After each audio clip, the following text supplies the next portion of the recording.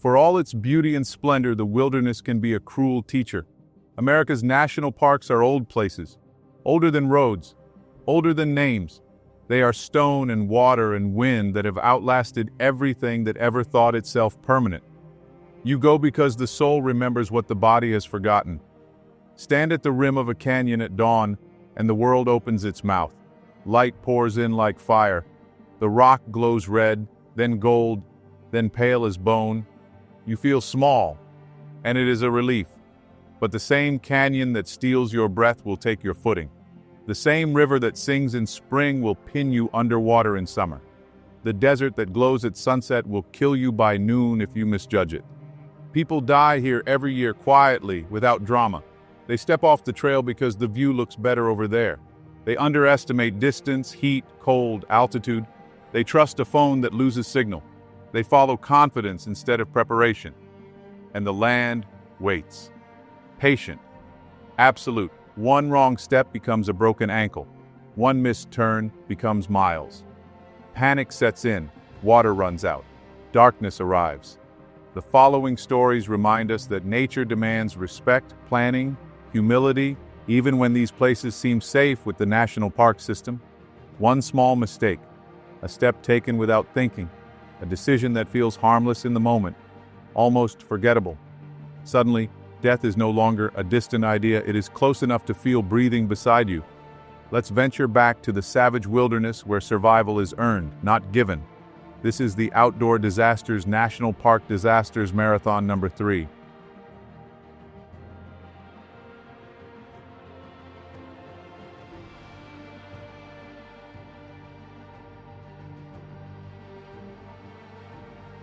For the Steiners, their hike in White Sands National Park would be devastating.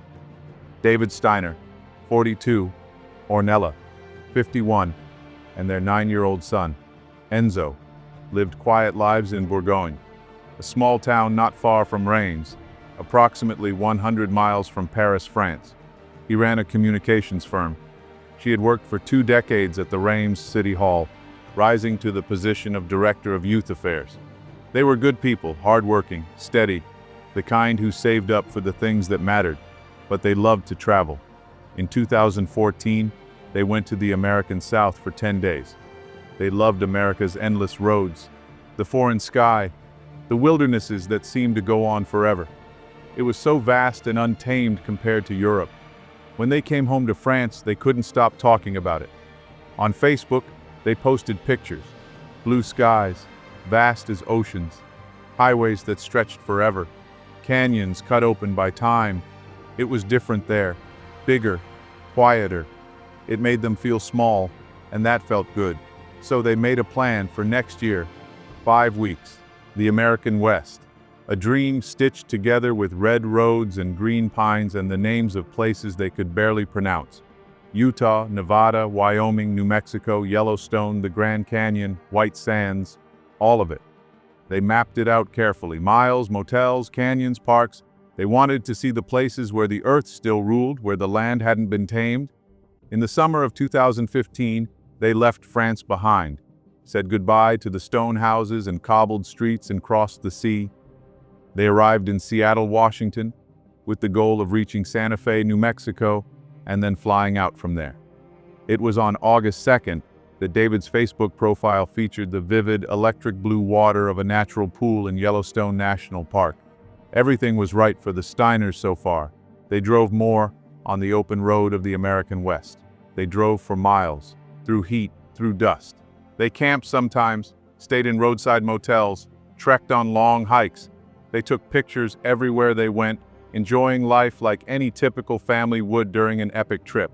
But somewhere out there, something quiet and brutal was waiting. They had come to chase wonder.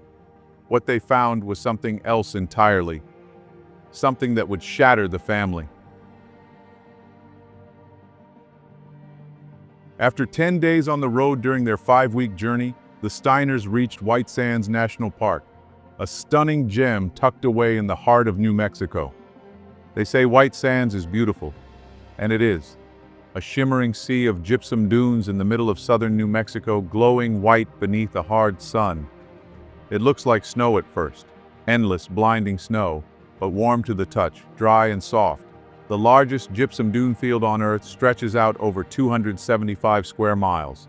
You drive in on a single road, Dunes Drive, and after a few miles, it feels like you've left the world behind. No trees, no shade, no direction except what you bring with you. The wind erases footprints within minutes.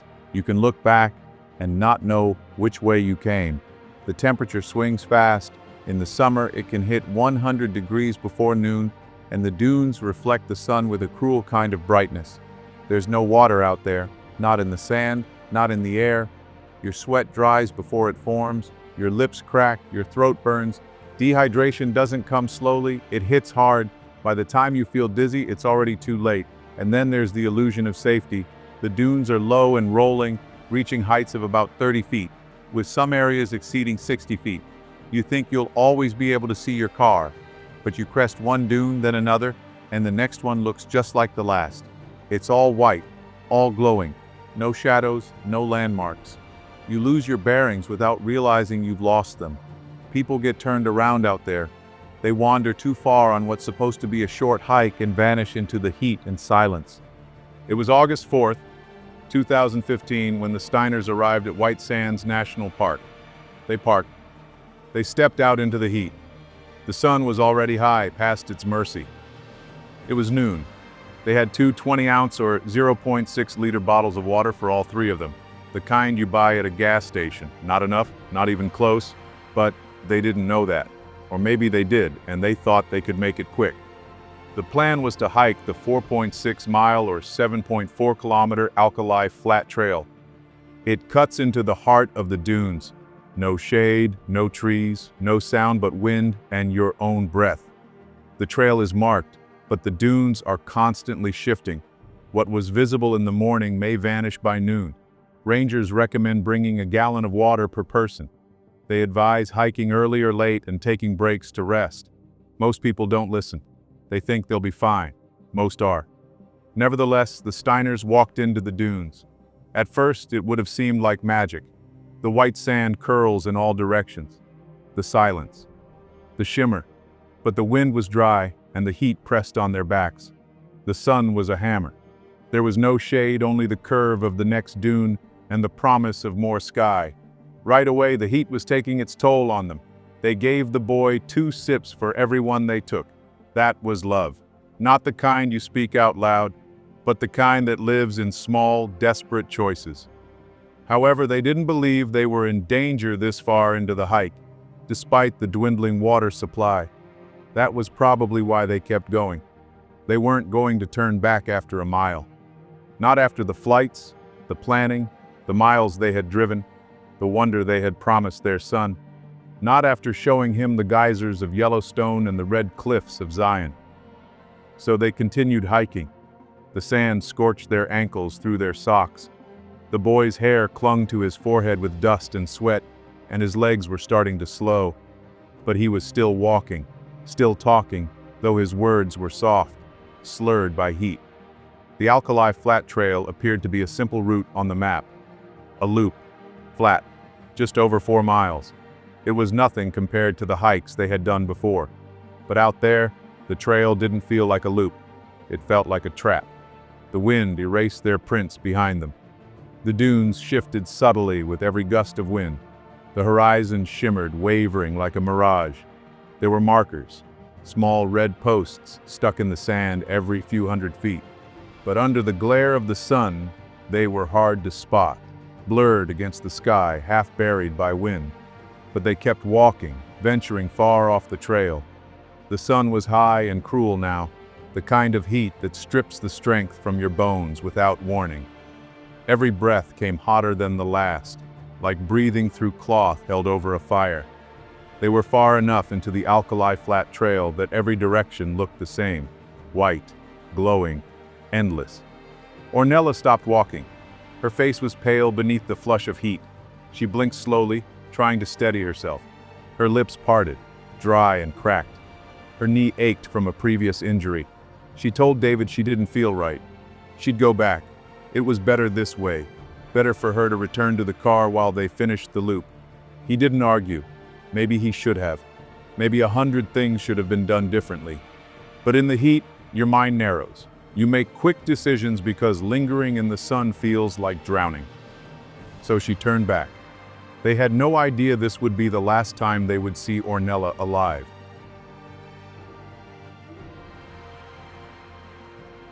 Ornella was alone in the dunes. The temperature was over 100 degrees or 38 degrees Celsius.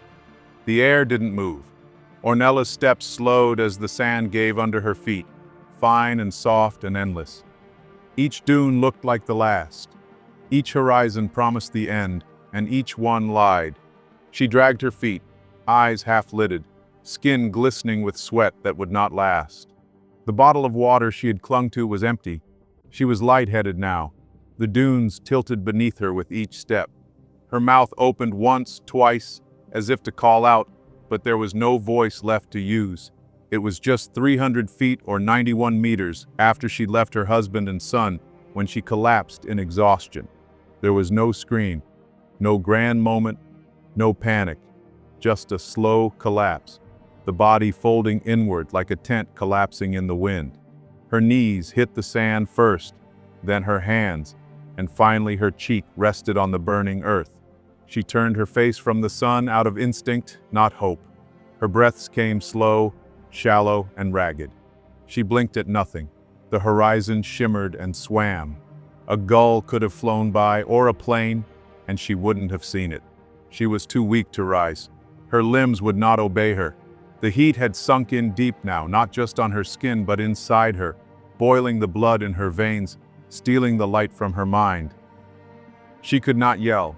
She could not crawl. All she could do was lie there, a shadow, in the sea of white, waiting. She must have known then. She must have realized, in some quiet, terrible part of herself, that no one was coming soon. The car was too far. That her family was drifting deeper into the dunes. That her strength was spent. There, in the vast quiet, Ornella lay. The wind moved the sand around her slowly, as if to cover her gently. The sun beat down, and the sky remained clear. No clouds, no mercy, and somewhere out there, her husband and child were still walking, still trying to make the loop, still believing they would meet her at the end. Meanwhile, David and Enzo kept walking deeper into the desert. The sun was high and the dunes burned like iron. White sand, white sky. It all looked the same now. The heat pressed down on them, ruthless and alive, a hammer without pity. Sweat dried before it could fall. The air was still. Too still. Enzo followed. He didn't ask questions anymore. David said, "The truck is right up there." He pointed to nothing. Just more sand. He had said the same thing minutes ago and continued to repeat the statement. Enzo looked where he pointed. Then he looked at his father's face. David's face was red, eyes dull, lips cracked. He was talking slow now, slurring. He wasn't drunk. He had heat stroke. David was swaying like a man about to fall. And still, he walked. The sun didn't let up. The dunes shifted with the wind, erasing their tracks as they moved. They had no shadow to follow back. It had been just a third of a mile since they left Ornella, but that was all David had in him. Maybe he thought he could make it, that salvation was just over the next rise. A ranger in a jeep, a family on a day hike, anything, anyone. But the desert offers no such kindness. And then he fell. No warning, no final words. Just collapsed into the burning sand, the heat swallowing him whole. Now it was just Enzo, 9 years old, alone while his father is lying in the white sand unconscious. He stood there, stunned, surrounded by endless white silence. There was no path forward, no shade to retreat to, only the stillness of his father's body and the crushing realization that he was utterly alone in a desert that did not care whether he lived or died. Enzo stayed beside his father. He was trembling, lips cracked, skin flushed with heat. His water was gone, his legs were weak, he was scared. And in that vast, blinding wilderness, stunningly, Enzo was still alive. Meanwhile, White Sands Park rangers were on patrol on the trail. It was supposed to be a routine patrol, a loop through the Alkali Flat Trail. No trouble expected, just the same white dunes and the same burning heat. Then one spotted what looked like someone lying on the ground. They rushed over. When they came upon a woman lying lifeless on the ground, they checked her pulse. She was dead. The sand around her was undisturbed. No dragging, no signs of struggle. She collapsed and never got up, eyes shut, like she'd given up quietly. Then they found a camera. The last picture showed a man and a boy, both smiling. The sand was bright behind them. The woman had taken the photo recently, which meant she hadn't been alone. They called it in. A woman was found dead on the trail, and a man and a child are still possibly wandering around the park. Search teams moved fast. They spread widely, walked slowly. Every mound of white might hide someone lying just beneath it. Minutes passed, then more. It was 45 minutes after they found Ornella that one of the search teams spotted a figure near a low sand dune.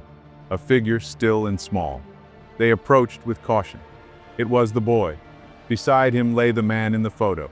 They checked his pulse. David was dead. The ranger knelt. He touched the boy's shoulder. The boy said something, but he spoke in French. The rangers didn't understand. He was breathing, shallow but steady. He was alive. They offered him water. He drank slowly. There were no tears. He was too dehydrated for that. Just a dry face and empty eyes. He had sat with his father as the sun killed him. He had stayed with his father. That much was clear, probably for hours, maybe longer. The boy didn't know it yet, but his mother had perished as well. Enzo sat in the vast whiteness of White Sands. It was beautiful, achingly so, the kind of beauty that should bring peace, but it hadn't. Here, something had broken, something sacred. The sun still burned, the wind still moved the sand, but the world had changed, and so had he. A place so full of light he had witnessed something dark, and he would carry it with him always. White Sands would remain beautiful, but for Enzo, it would be a place of doom. It was Wednesday morning in France when the doorbell rang. Alain Steiner opened the door. Two officers stood there in uniform, gave him an envelope. It was from the Ministry of Foreign Affairs. Alain opened it with steady hands and read the first few lines. Alain, the 69-year-old, cried like a child. His son David was dead, and his daughter-in-law Ornella was too. The letter said they had given their last water to Enzo. Everything they had. They had done it knowing what it would cost. The ministry didn't yet know how they died, only that they had. Their bodies were found in the white desert of New Mexico, that their son was alive. Soon after, Alain spoke to Enzo on the phone. I told him, "You're coming home to Nanny and Granddad. We can't wait to see you," he recalled.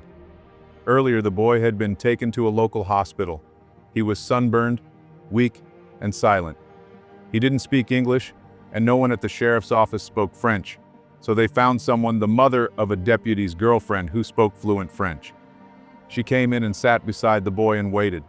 When he spoke slowly. He told them about the road trip that started in Seattle, stopped in Yellowstone, and then eventually in White Sands. That his mother had hurt her knee and turned back to the car alone. She collapsed just 300 feet away from where they had left her. Enzo didn't know that part. He only knew she never came back. He told them about his father, how he started acting strange, how he kept saying the truck was close when it wasn't until he fell. He told them how he sat there beside him. Enzo should have died too. Children are more vulnerable to heat stroke. But David and Ornella gave him most of the water, not enough to save themselves, just enough to save him. That night, Enzo's grandmother, Nanny, boarded a plane in Paris. She landed the next morning in Albuquerque. She went straight to the hospital. They flew home shortly after. In the end, David and Ornella made the only choice they could. They gave their son the water, almost all of it. That choice saved Enzo's life. They had brought 2 20-ounce bottles. Not nearly enough. White Sands is beautiful, yes, but the desert drains you quietly. The dunes stretch wide and white, and there is no shade, no mercy, and no second chances. Park officials recommend at least 1 gallon of water per person, per day. They also didn't sign the trail registry. Maybe they thought it would be a short walk, a quick stop. Maybe they didn't check the forecast, over 100 degrees by mid-morning. Maybe they just didn't know. They should have turned around. But heat exhaustion can cause disorientation. They were good parents. You don't give your child your last water unless you are. However, they were unprepared for the heat and how fast things can go wrong. This was the perfect storm for a tragedy. A remote trail, extreme heat, an old injury, insufficient water, and too far from help. And it happened fast. It always does. Their story is a warning now. White sands will remain beautiful, but it is not gentle. And if you walk into it without respect, without preparation, it will take everything from you.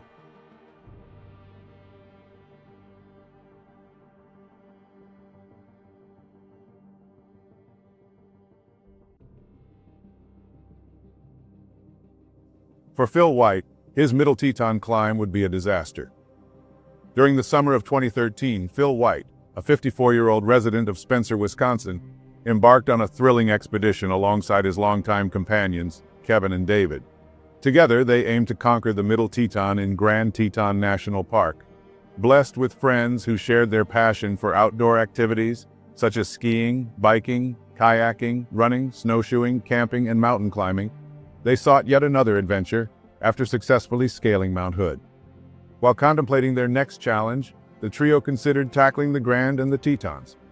However, Phil convinced them to opt for the Middle Teton, which he deemed a less daunting climb. Accessible via the Lupine Meadows Canyon trailhead through the South Fork of Garnett Canyon, the route was described by the Park Service as strenuous, encompassing a 13-mile or 21-kilometer round trip. Recognizing the physical demands of the endeavor, Phil, Kevin, and David devoted considerable time to training and conditioning, undertaking numerous backpack workouts to prepare themselves for the ascent. So, on Friday afternoon, Phil and his companions embarked on a road trip and established their base camp at Culture Bay by Sunday. Following this, they cycled to the Jenny Lake Ranger Station, where they completed registration procedures, obtained their backcountry camping permits, and secured their beer canisters.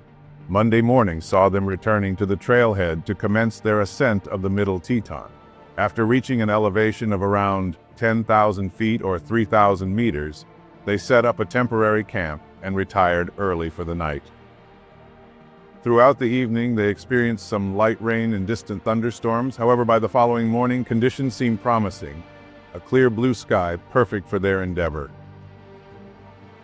As they began their ascent, the tranquility was abruptly shattered by the ominous rumbling overhead.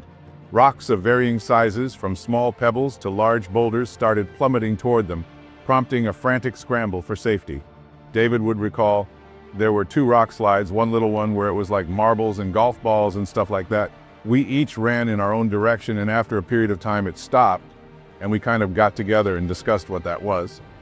Then the sound was like thunder, and then it sounded like a jet taking off, and then the rocks came, and we were sitting there discussing it. Within a minute, it happened again. And so then we all ran back to our original hiding places where we all felt secure. Kevin and I went in one direction, and Phil jumped into this hole where he had been. As I was watching the rocks roll down, listening to all this thunder, I could see that these rocks were rolling right over the direction where Phil was, and I thought Phil was dead. I didn't know how he could have lived with the size of the rock that rolled over him. Witnessing the massive rocks rolling over Phil's location, David couldn't help but believe that Phil had been fatally injured. He anticipated the grim task of uncovering Phil's remains, expecting the worst possible outcome.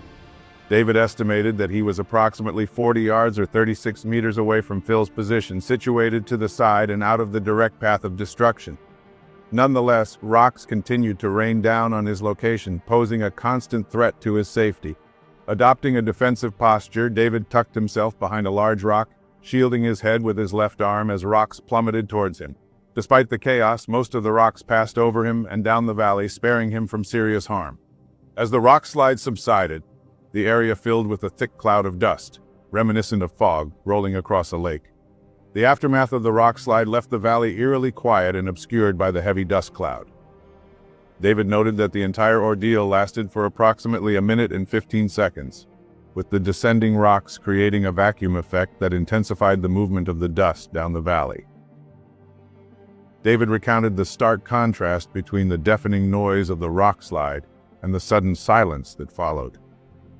The familiar sounds of wind rustling through the trees or birdsong were absent, leaving an eerie stillness in their wake. He felt as though he was enclosed in a coffin, the image of Phil trapped beneath the rolling rocks etched into his mind. Surveying the area, David estimated the size of the space where Phil was buried to be comparable to that of a house. He called out to his companions to ascertain their safety, receiving confirmation from Kevin and Phil miraculously. With Phil located, the priority became digging him out from beneath the heavy rocks. Together with Kevin, David began the arduous task of excavating Phil from the debris. The rocks varied in size from bowling balls to end tables, presenting a formidable challenge. Despite the physical toll on their bodies, they persisted, driven by the situation's urgency. Taking a brief respite to tend to his scraped and bleeding forearms, David glanced down the hillside, observing the rocks stained crimson with Phil's blood, a sobering reminder of the perilous ordeal they had just endured. David recalled, when I looked at him, his entire head was covered in blood, kind of going around his eyes and the nose and his mouth. And it was eerie that I said I was going to get him out. But in the back of my mind, I wasn't sure I was going to get him out. When they started digging me out, it was kind of difficult because they started digging the rocks that were right next to me. But then the rocks were just caving in. Once the rocks were removed from around me, I noticed the head laceration, which wasn't much. I saw the amputation of my finger, and I knew my arm was definitely broken. I looked down, and once they got me, the rocks off me, and I could look down at my leg. It kind of freaked me out, knowing that it was blood and the bones were sticking out. I could see one leg was pointing in one direction and the other leg was pointing in the other direction. But the blood was not the arterial blood. That was such a big thing, and it was so close that it could have been arterial blood, and that wouldn't have been good, Phil said. David recounted feeling a surge of adrenaline as they moved the massive rocks during the rescue effort. Despite the daunting size of some of the rocks, they managed to clear them away in less than half an hour. After freeing Phil from the debris, David hurried down the trail to seek help or assistance. Without a signal on his cell phone, he encountered a hiker with a spot device, a satellite communication tool designed to alert emergency responders of one's GPS location. Though unfamiliar with its operation, David and the hiker attempted to activate it, uncertain of its functionality. Lacking confidence in its reliability, David opted to continue his descent down the trail. Meanwhile, Scott Gunther, the Jenny Lake District Ranger in Grand Teton, received a report of a rockfall incident in Garnet Canyon where Phil was located, approximately a mile from the summit. Scott promptly contacted the ranger station to initiate a rescue operation. Although the activation of a spot device confirmed an incident on the mountain, the precise location remained unclear. Utilizing their resources, the elite Jenny Lake Climber Rangers, equipped with access to a helicopter during the summer months, ordered a rescue aircraft to transport personnel to the accident site. Initially, the severity of the situation led rescuers to prepare for the possibility of having to move large chunks of rock to reach the victim. However, upon reaching the scene, they discovered that most of the debris had been cleared. Recognizing the urgent need for medical attention, they employed a short-haul technique to transport a litter to the site, which would allow them to safely evacuate Phil. Phil waited anxiously for assistance to arrive, feeling a growing sense of impatience. He was going into shock. Upon spotting the helicopter, he initially felt a glimmer of hope that things might improve. However, his optimism waned as the helicopter circled and departed, leaving him with a sinking feeling. Unable to land directly at his location, the helicopter touched down in a different area, requiring rescuers and rangers to hike to his position with a wire basket. As the rescuers approached, Phil overheard their conversation about his condition: compound fractures, a broken arm, a head laceration, and a crushed finger. Observing Phil's extensive injuries, the rescuers recognized the severity of his condition. acknowledging him as one of the most severely traumatized patients they had encountered in the Tetons in quite some time. Early on, arrangements were made to have an air ambulance stationed nearby. This air ambulance stood ready to transport Phil in the event of any conditions beyond their ability to treat on site. The primary concern was the possibility of internal bleeding, for which only definitive care at a hospital could provide a solution. Therefore, the urgency was to expedite Phil's transfer to a medical facility. After Phil was extricated from the rocks, the rescuers warned him about the discomfort he would experience due to his injuries when they secured him in the wire basket. Indeed, the pain was excruciating, reaching a level of 10 on the pain scale as they strapped him in. Despite the agony, Phil was airlifted down to the air ambulance. Once Phil was brought down, the rescuers assessed him further with the assistance of the air ambulance's flight team. Subsequently, he was transferred into the care of the medical professionals aboard the air ambulance, which then transported him to the hospital for definitive treatment.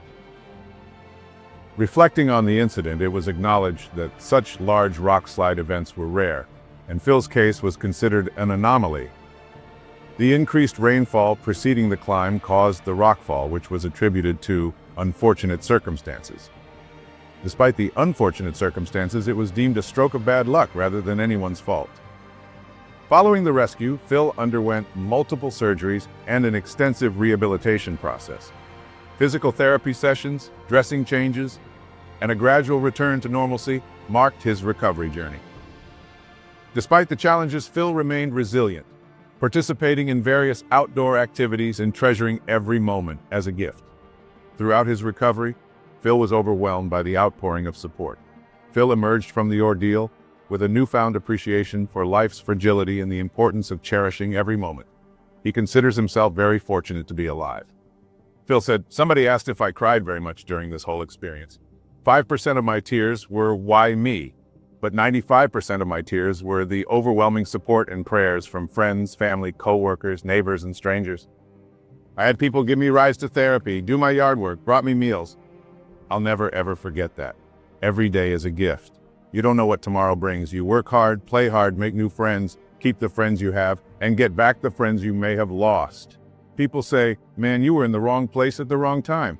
And when I think about it, no, I was in the right place at the right time with the right people."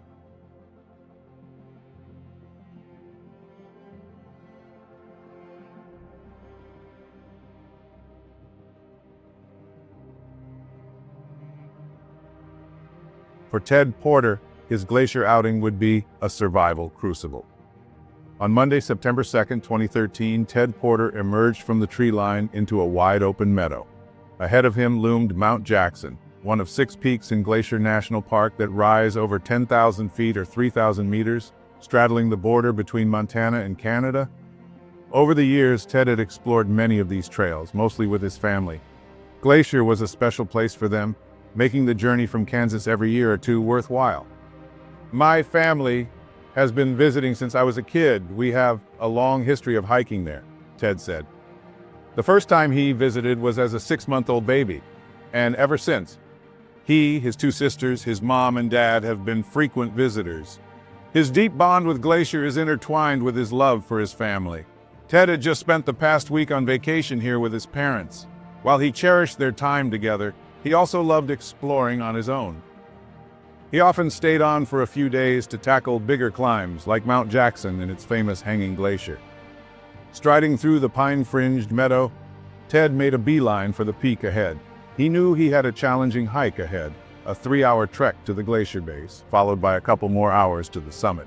From there, it would be a race against time to make it back down before nightfall. The mountains have always been an escape for me. I love the solitude and connection with nature.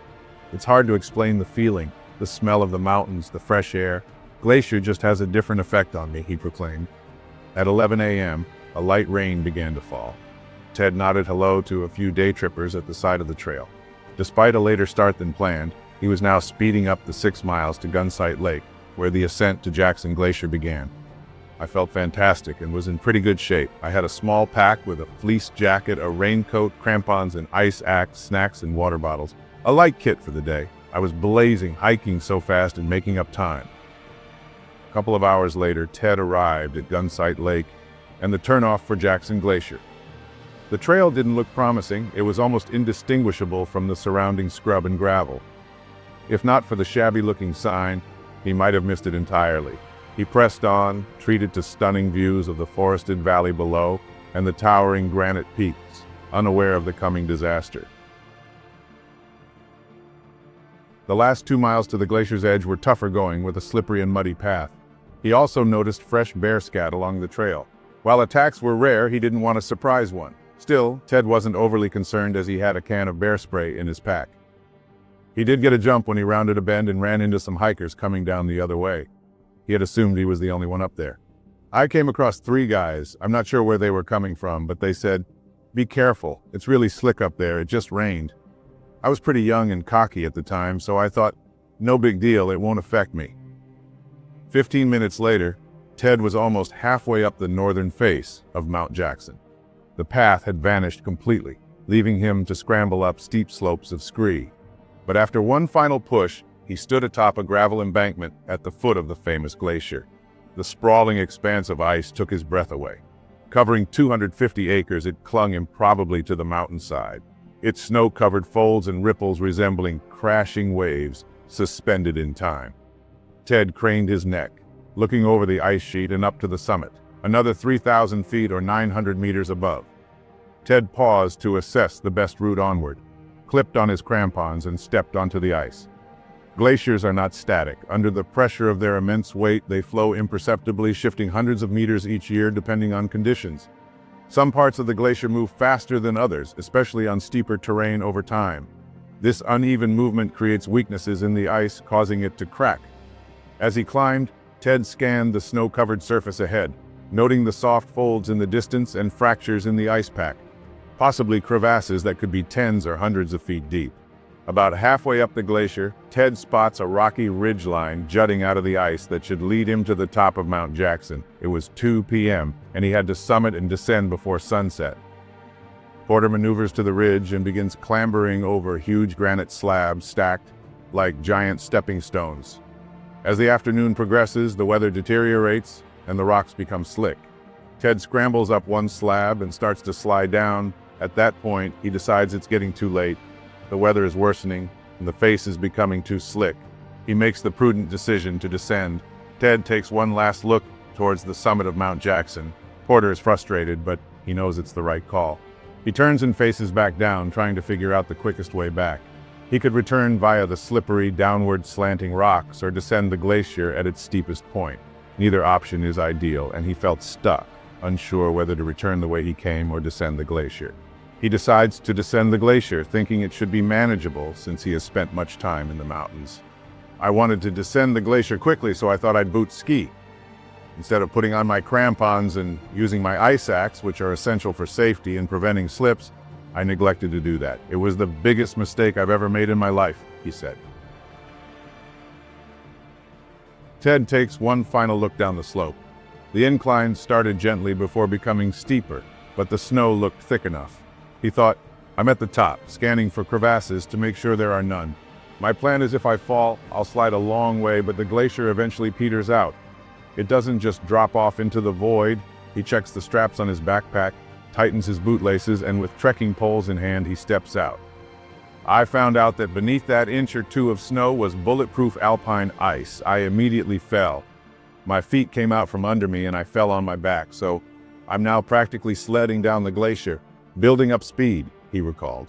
At first, it didn't seem like a big deal, but Ted quickly realized the danger. He tried to use his poles to slow himself, but instead he gained speed, his pole tips skittering off the frozen surface. It was like a luge on a sled because it was ice, and I just kept gaining more speed. It went from an exciting ride to, "Oh God, I'm in trouble," he stated. Ted slid faster and faster down the glacier. He tried to dig in with the heels of his boots and claw at the frozen mountainside with his bare hands, but to no avail. Chunks of ice and snow sprayed into his face, temporarily blinding him. Still sliding, he frantically wiped his eyes, eventually clearing enough powder to see where he was headed. He recalled, "As I kept descending, I noticed a gaping crevasse right in front of me. I had no option to get over or around it, It was right in my path. It was happening so fast, but it felt like time was standing still. My mind went into overtime, thinking, oh my gosh, this might be it. As he slid towards the crevasse, Ted realized he had mere seconds left. He tried to formulate a plan. If he pushed off the ice with his feet at the very edge of the crevasse, he might be able to jump the gap like a snowboarder. Ted waited until the last possible moment and then pushed down with everything he had. I was barreling down the ice, sliding super fast. I tried to plant my feet and jump over the crevasse, but it didn't happen. I slammed into the front wall of the crevasse, he said. The next thing Ted knew, everything was jumbled, dark, and completely disorienting. It was like being in a car wreck. Ted slowly opens his eyes, adjusting to the gloom. His head spins as he realizes he is lying on wet bedrock at the bottom of the crevasse. He's still wearing his backpack, which likely broke his fall. Gingerly, he cranes his neck to study the slick walls of ice towering 40 feet above him. His body feels numb. I couldn't fathom what had happened, Ted thinks. It was hard to believe I was in this situation. I remember thinking, this can't be happening. This must be a bad dream. This isn't real. But as he shifts his weight, a searing pain tears through his back. That's when he knew it was all very real. After a moment, Ted tries to move his legs but can't. I think I landed on my feet and my weight just collapsed my body. I hit my back and I was paralyzed, he realizes. Disoriented, it takes him a minute or two to grasp that he can't feel anything from the waist down. Panic sets in as he realizes he can't move. Lying back, Ted stares up at the sliver of light 40 feet above him. His teeth chatter and his breath clouds around his face. It's far colder in the crevasse than on the glacier's surface. He remembers his phone in his pocket. He fumbles with trembling fingers to unlock it, only to see no signal. That's that, he thinks. I knew I had very limited time. I thought I was going to freeze to death. I might have survived my injury, but I knew I would freeze to death. He opened the camera app and switched to video, panning the lens around before tearfully saying goodbye to his mom and dad into life. Mom and Dad, I fell in the crevasse. My back is killing me. I'm still alive. I'm still alive. Oh. You guys, if I don't make it out, I love you. I'm not kidding. This is no joke. Okay? Hello? I hoped that when and if search and rescue came for me, however many days or weeks later, they would find my phone. If it were still intact, they could give this video to my parents. It really was a goodbye. My parents and I have a great relationship, so I wanted them to know that I loved them and had a great time. If I didn't make it out, it's been a pleasure knowing you. It really was a goodbye video from my parents. After finishing the recording, Ted's hand drops back by his side. For a moment, he just lies there. Then something changes. A tingling sensation starts in his feet, followed by a dull ache. Slowly but surely, the feeling returns to his legs. It's like a starting pistol went off in my head, he recalls. All thoughts of dying were suddenly banished. I didn't want to die down there. I was going to do everything I possibly could to get out. I didn't want search and rescue to find me dead. I was going to do everything in my power to get out. Still lying down, Ted carefully takes off his rucksack and unzips it. He pulls on his fleece-lined jacket, then removes his crampons and ice axe. There's only one option. He'll have to climb out, but he can barely move. Unbeknownst to him, he has fractured multiple vertebrae and a shard of bone is pressing into his spinal cord. One wrong move could leave him paralyzed. Ted rolls over and pushes himself onto his feet, leaning on his ice axe for support. The pain was excruciating as he was hunched over, walking around the bottom of the crevasse looking for a way out. The bedrock under the crevasse revealed a massive chasm. Ted isn't at the bottom after all. He's landed on a ledge, and below him is a yawning void. If he'd fallen a few feet to his right, he'd already be dead. Swallowing hard, he scans for a possible route out. The back wall slants towards him in an overhang, out of the question. The front wall is more promising, steep, but not vertical. Ted hobbles over and kicks his crampon into the ice as hard as his back allows. Then he thrusts the ice axe in. I had no idea how I was going to do this, he admits. I'm not an experienced ice climber. Even without a broken back and with the right equipment, this would push me to my limits. When ice climbing, you ideally have crampons on both feet and ice axes in both hands. Ted only has one ice axe. which would make being adhered to the wall difficult. He wonders what's going to keep him from falling back. Even in the horrific scenario, Ted slowly inches his way up. Each time he frees his axe, Ted presses his face and body into the ice, his free hand clawing for finger holds. At any moment he could fall into the void, but he keeps edging upwards. His whole body shakes with the effort. Minutes later, miraculously, Ted's axe bites into the lip of the crevasse. He pokes his head above the surface, and brilliant sunlight blinds him. With one last push, he pulls himself over the ledge and back onto the glacier's surface. He lies on his front, breathing hard and shivering uncontrollably. Compared to the crevasse, the temperature up on the glacier's surface feels refreshing. Due to Ted's perseverance, he was only crevassed for 20 minutes. I wasn't down there for hours. I was going to freeze to death. It was so cold, he recalled. Ted fights an overwhelming urge to rest. He knows he must keep moving, but the ice is riddled with fissures and cracks. He realizes he's lying on a narrow snow bridge between the crevasse he just escaped and another chasm directly adjacent. Gritting his teeth, he starts to crawl, inching across like a caterpillar with his ice axe. Inch by inch, Ted makes it past the crevasse. But it's almost 3 p.m. with only about 2 hours of daylight left. His car is 8 miles away. He's far from safe. Ted pushes himself off the snow and clambers to his feet, leaning heavily on his axe. He sets off down the glacier slowly. Finally, he reaches the bottom, but rest is not an option. His next goal is to reach Gunsight Lake, where he remembers seeing a campground earlier in the day with people camping. I started the 3-mile descent across incredibly rocky terrain, hoping to find people, he recalls. Ted Porter lurches along, the trail narrowing and turning into a bog from the day's rain. He loses his footing and collapses in a heap, writhing in agony. Forcing himself up, he continues. Then he sees the bear markings he noticed on the way up. A bear encounter would be the last thing he needed at the moment. With his ice axe in one hand and bear spray in the other, Ted descends in a broken-back stupor. Around 5 p.m., with daylight fading fast, he emerges from the trees into the meadow surrounding Gunsight Lake. He prays the campers are still nearby. Rounding a final bend, his prayers are answered. 2 hikers are perched on a rock. I'll never forget seeing those people. I stumbled up to them and they asked, "Are you all right?" I said, "Yeah, I just fell in a crevasse on the Jackson Glacier," he recalled as they looked at him with disbelief. A group gathered around him. 2 of the campers are first responders. They immediately made Ted comfortable, easing him onto an inflatable mattress, wrapping him in sleeping bags and slipping extra pairs of socks onto his feet. They gave Tylenol and offered some liquor. I don't usually drink liquor, but I said absolutely, Ted recalls.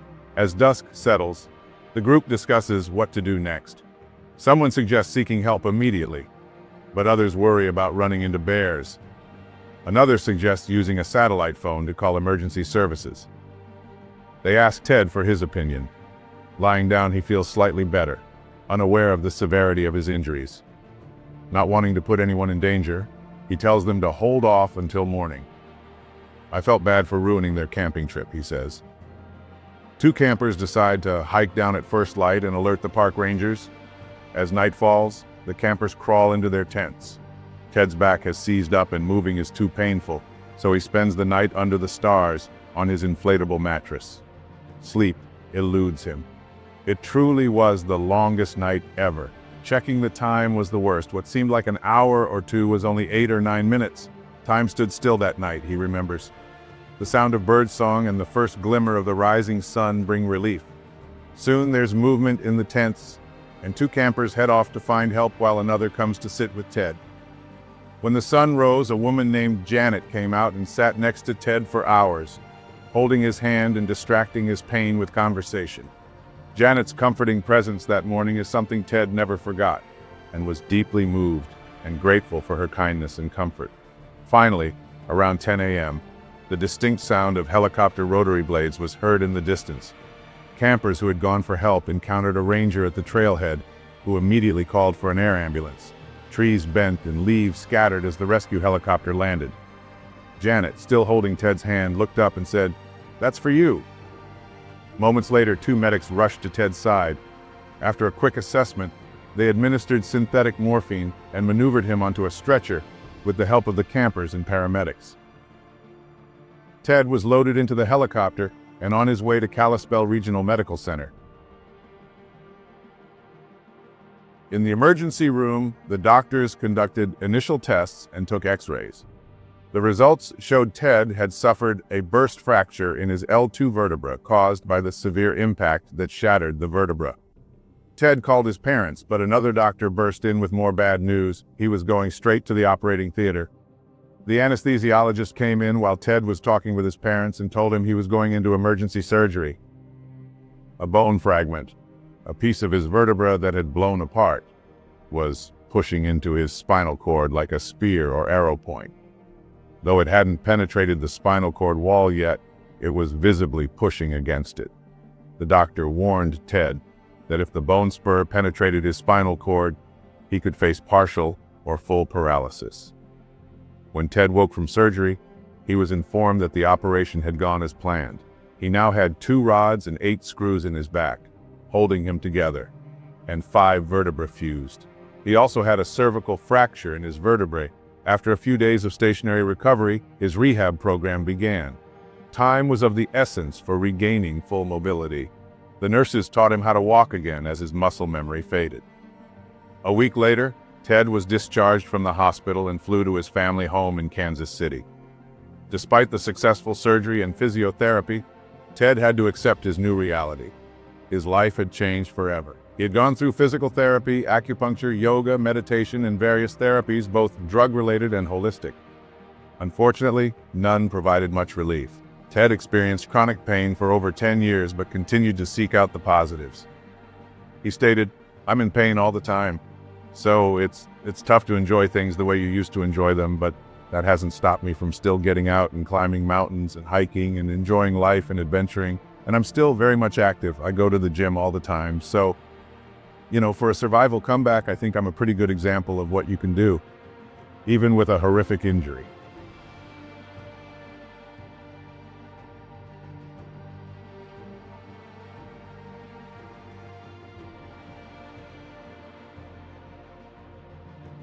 For Danielle Ballingy, her wilderness outing would be a catastrophe.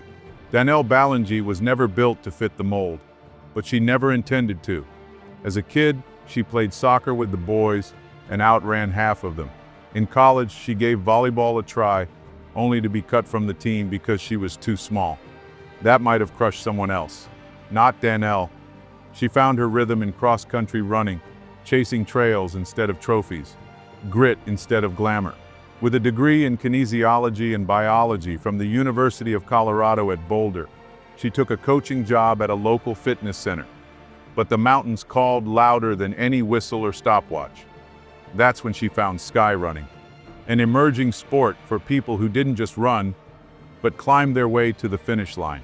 In her first ever Pikes Peak Marathon in 1994, she ran straight into history, crossing the line in first place. That same year, a winter triathlon introduced her to snowshoe racing, a niche sport that is both brutal and beautiful. She flew to the Netherlands for her first international competition and came home a champion. Then she became unstoppable. Between 1997 and 2001, Danielle entered over 100 snowshoe races. She didn't just compete, she won every single one. But Danielle wasn't content with simply racing.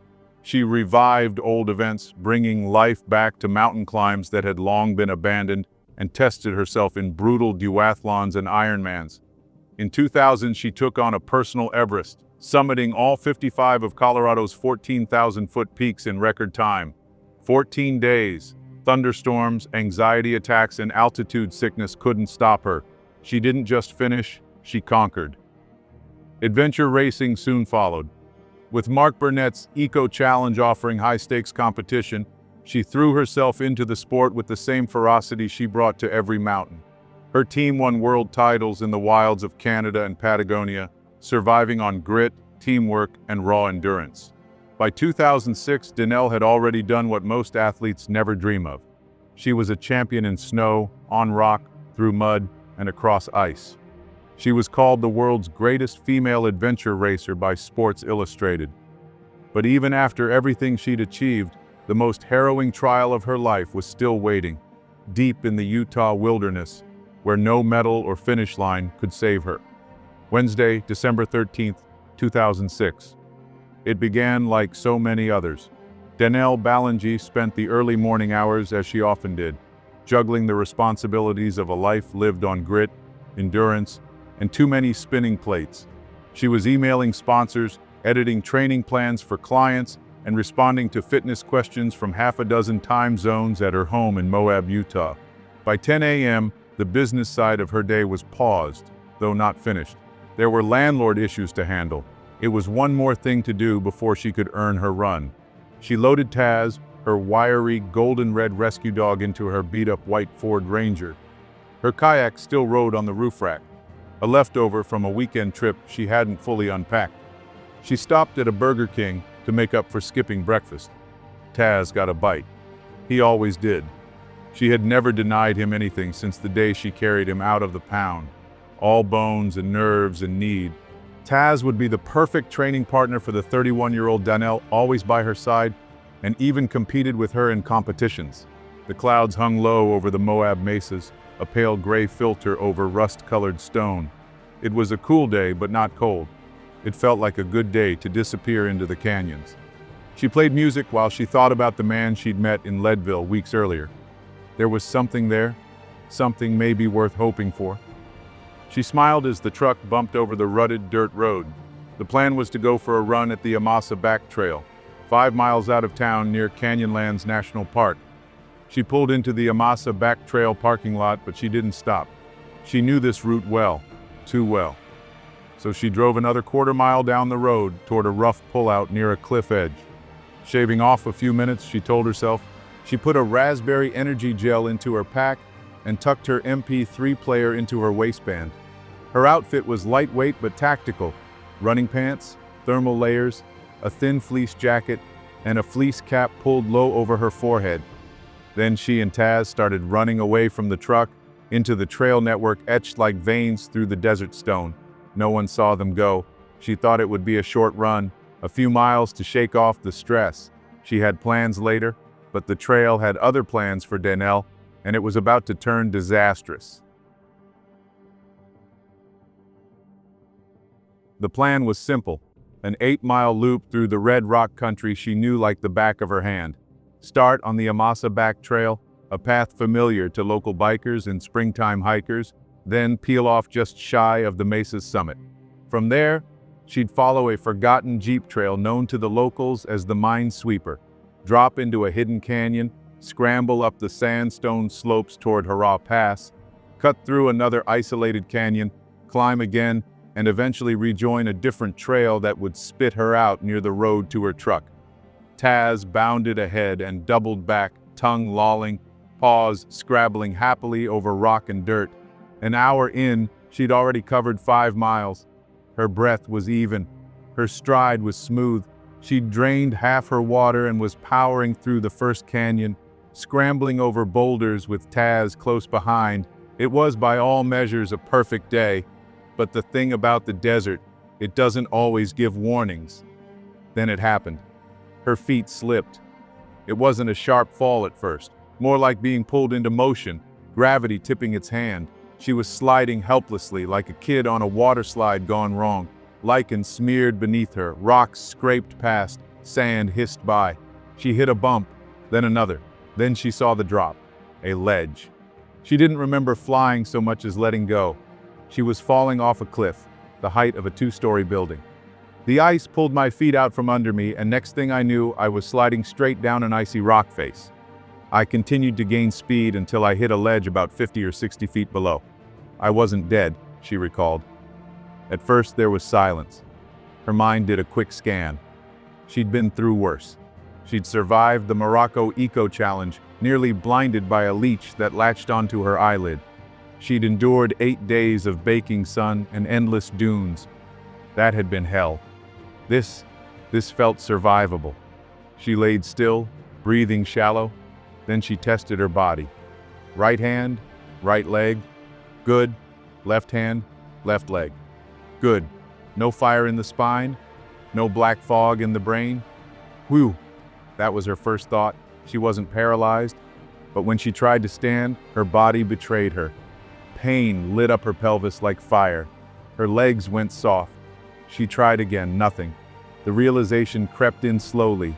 Not with panic, but with clarity. This is going to be a long walk out, she thought. Then came the second realization: she couldn't walk. And just like that, the desert, once a playground, a training ground, a test of strength, became something else entirely. It became a prison. She had no choice now but to crawl. 30 feet to the canyon floor, 3 miles to the trail. Maybe someone would pass by. Maybe someone would see her. That was the only plan she had left. It was just after noon when she began. Her left leg was dead weight. She moved inch by inch, pushing forward on her right knee, balancing briefly, then dragging her shattered left leg forward with both hands. She could feel the break inside her. There was no doubt now. Something was wrong. Deeply, horribly wrong. When she finally reached the canyon bottom, she rifled through her fanny pack, clinging to the faint hope of something, anything, useful. A packet of raspberry gel, a shower cap, 2 ibuprofen. She swallowed the pills, washed them down with the last of her water, and kept moving. She clawed forward across cold sand, brittle brush, and patches of snow that stung her palms. The canyon floor wasn't soft. It was jagged, cruel, and uncaring. Hours passed. By the time she reached a flat rock and a sinkhole filled with brackish water, the light was draining from the sky. The canyon walls stretched longer in shadow. It was 5 p.m. She had managed a quarter of a mile in 5 hours. She collapsed onto the rock, her body shaking. She drank what little remained in her bottle and tucked her freezing hands between her thighs. Her core temperature was dropping. She could feel it. She knew the sinkhole was likely filled with bacteria, but she didn't care. She couldn't roll over. It hurt too much. So she reached blindly over her shoulder and filled the bottle anyway. She began doing crunches, not for strength, just for warmth. Her legs curled, her feet tapped softly against the stone. Her hands rubbed together in rhythm. When she reached for the shower cap to trap some heat, it was gone. Taz, ever loyal, curled beside her. He rested his chin on her stomach and watched her with solemn eyes. The cold dropped hard and fast into the 20s. She stared at the sky, waiting for stars. There was no moon, but then shooting stars, dozens of them, arcing silently across the void. She had never seen so many. It was beautiful. It was unbearable. She thought about the man in Leadville, about whether anyone might notice her truck missing from the driveway. But then she remembered. She hadn't told anyone where she was going. No one expected her back at a certain time. And what she was known for, what made her famous, was enduring. No one would be worried. Not yet. She clenched her teeth. She wasn't ready to die. Not like this. Not alone in a frozen canyon. She kept moving, feet tapping, hands rubbing, abs flexing in shallow crunches. Danelle was in dire straits, and she knew it with chilling clarity. The weight of her situation pressed down like the canyon wall surrounding her. Her body was broken, and the distance back to her truck was measured not in miles, but in impossible terrain. Boulder fields, hidden washes, sheer ledges she could no longer climb. Crawling was agony. If someone didn't find her soon, she wouldn't be found alive. The odds were slim, and she knew it.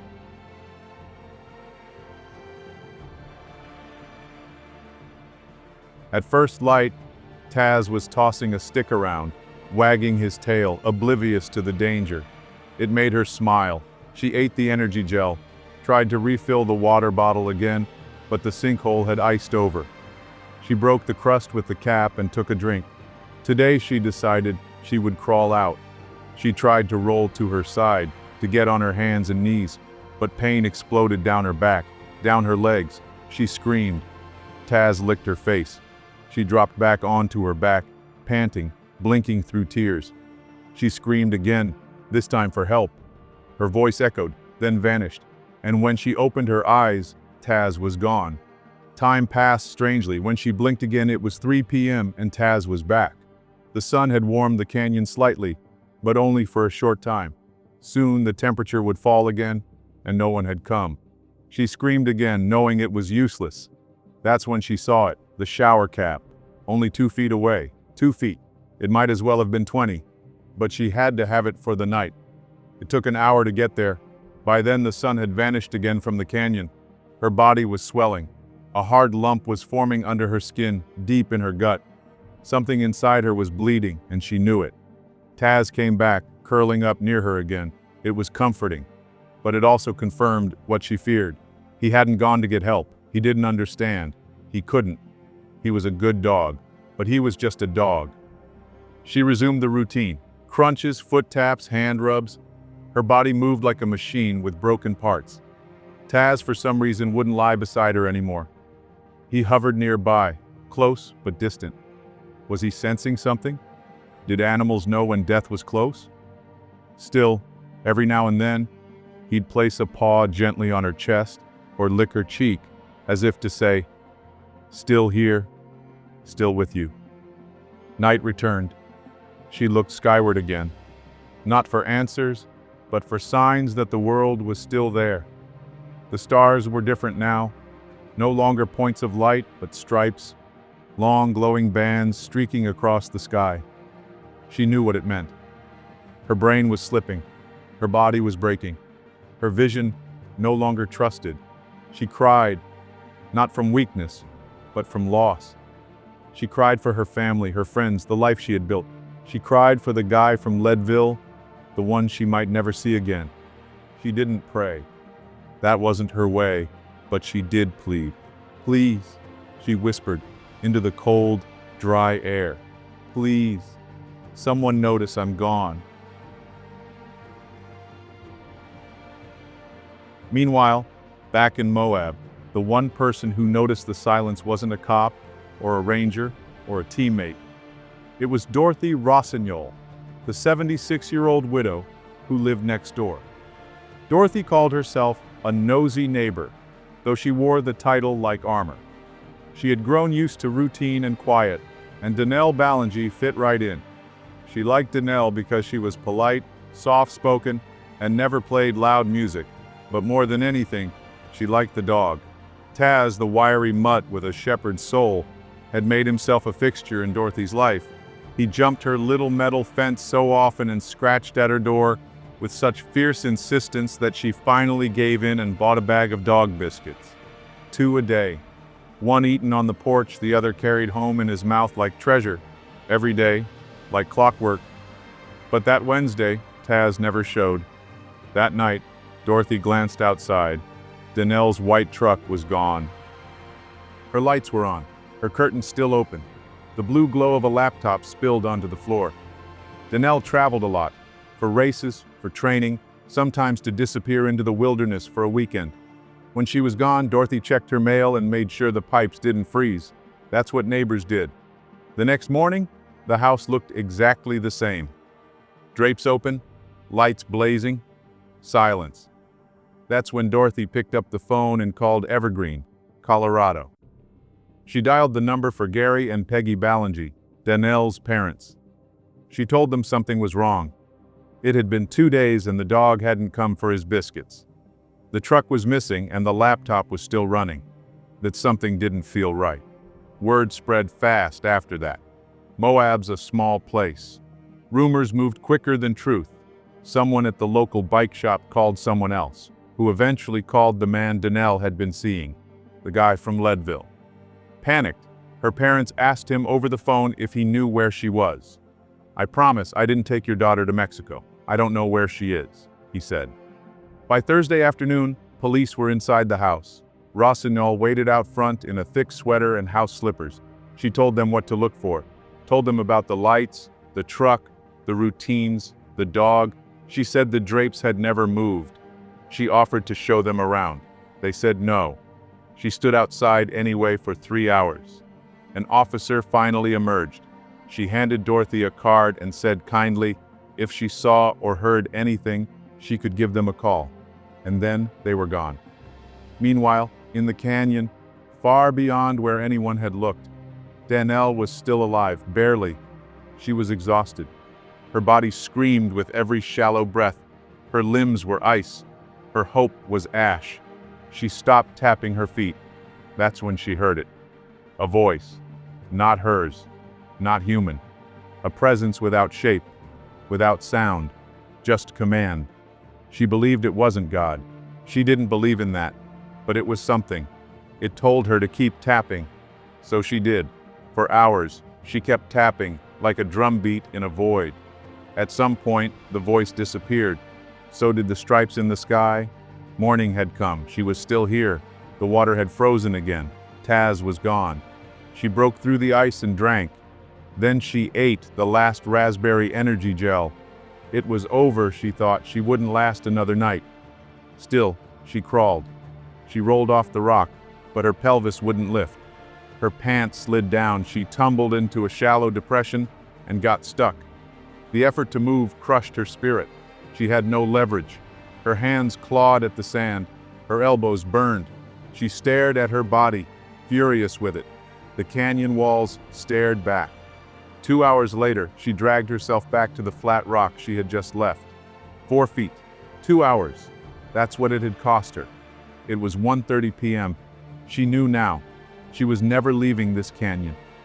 She wept, not for herself, but for the time she'd wasted, the love she hadn't spoken aloud, the voicemail she never sent, the goodbye she never gave.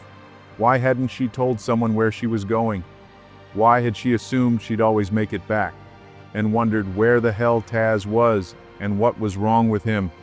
It was the crawling, the pointless, punishing effort of dragging herself into that hollow and back out again. It was the blood pooling deep inside her abdomen, the cold sinking into her bones, the silence pressing down on her chest. Her body was failing. Her will was fraying. She couldn't get enough air. Her breath came in shallow, fast, and ragged bursts, panic twisting itself around her lungs. She knew what was happening. Her training told her. It was the fear, the shock, the slow, methodical shutdown of a body pushed too far. Slow down, she told herself. Just breathe. She forced each inhale, slower, deeper, controlled. It hurt, but it worked. Her heart calmed just enough. The world stopped spinning. She was still broken, still bleeding, still alone, but she was breathing. So she held on to that. She didn't know where Taz had gone, the dog who had never left her side. Maybe he was chasing shadows. Maybe he was gone for good, and soon the cold would return, riding the dusk down the canyon walls like a silent wave. The sun would vanish and the stars would return. And this time, she wasn't sure she'd see morning again, but she could breathe. So she did. She lay still on the rock, blood drying beneath her, limbs trembling, lips cracked from thirst. And she waited, not for rescue, not for a miracle. She waited to die. And in the silence, she kept breathing.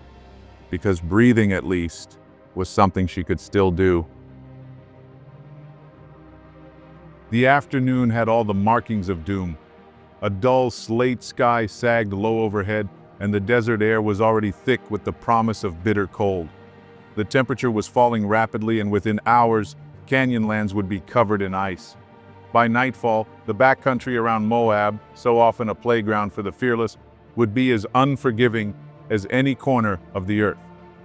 On December 15, 2006, Detective Craig Shumway of the Moab Police was at his desk when the sergeant came to him with the case of a woman who hadn't come home.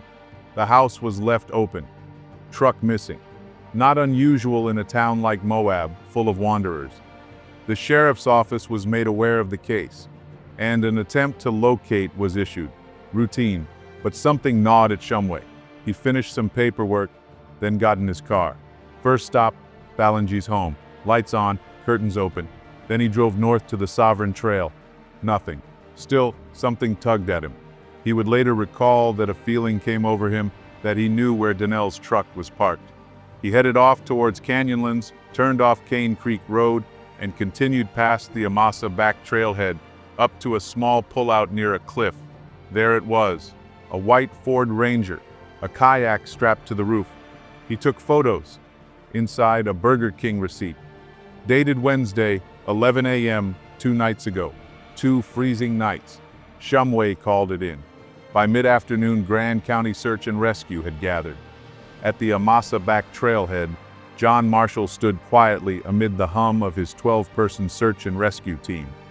There was no panic, no barking of orders, just the calm, mechanical precision of people who had done this before.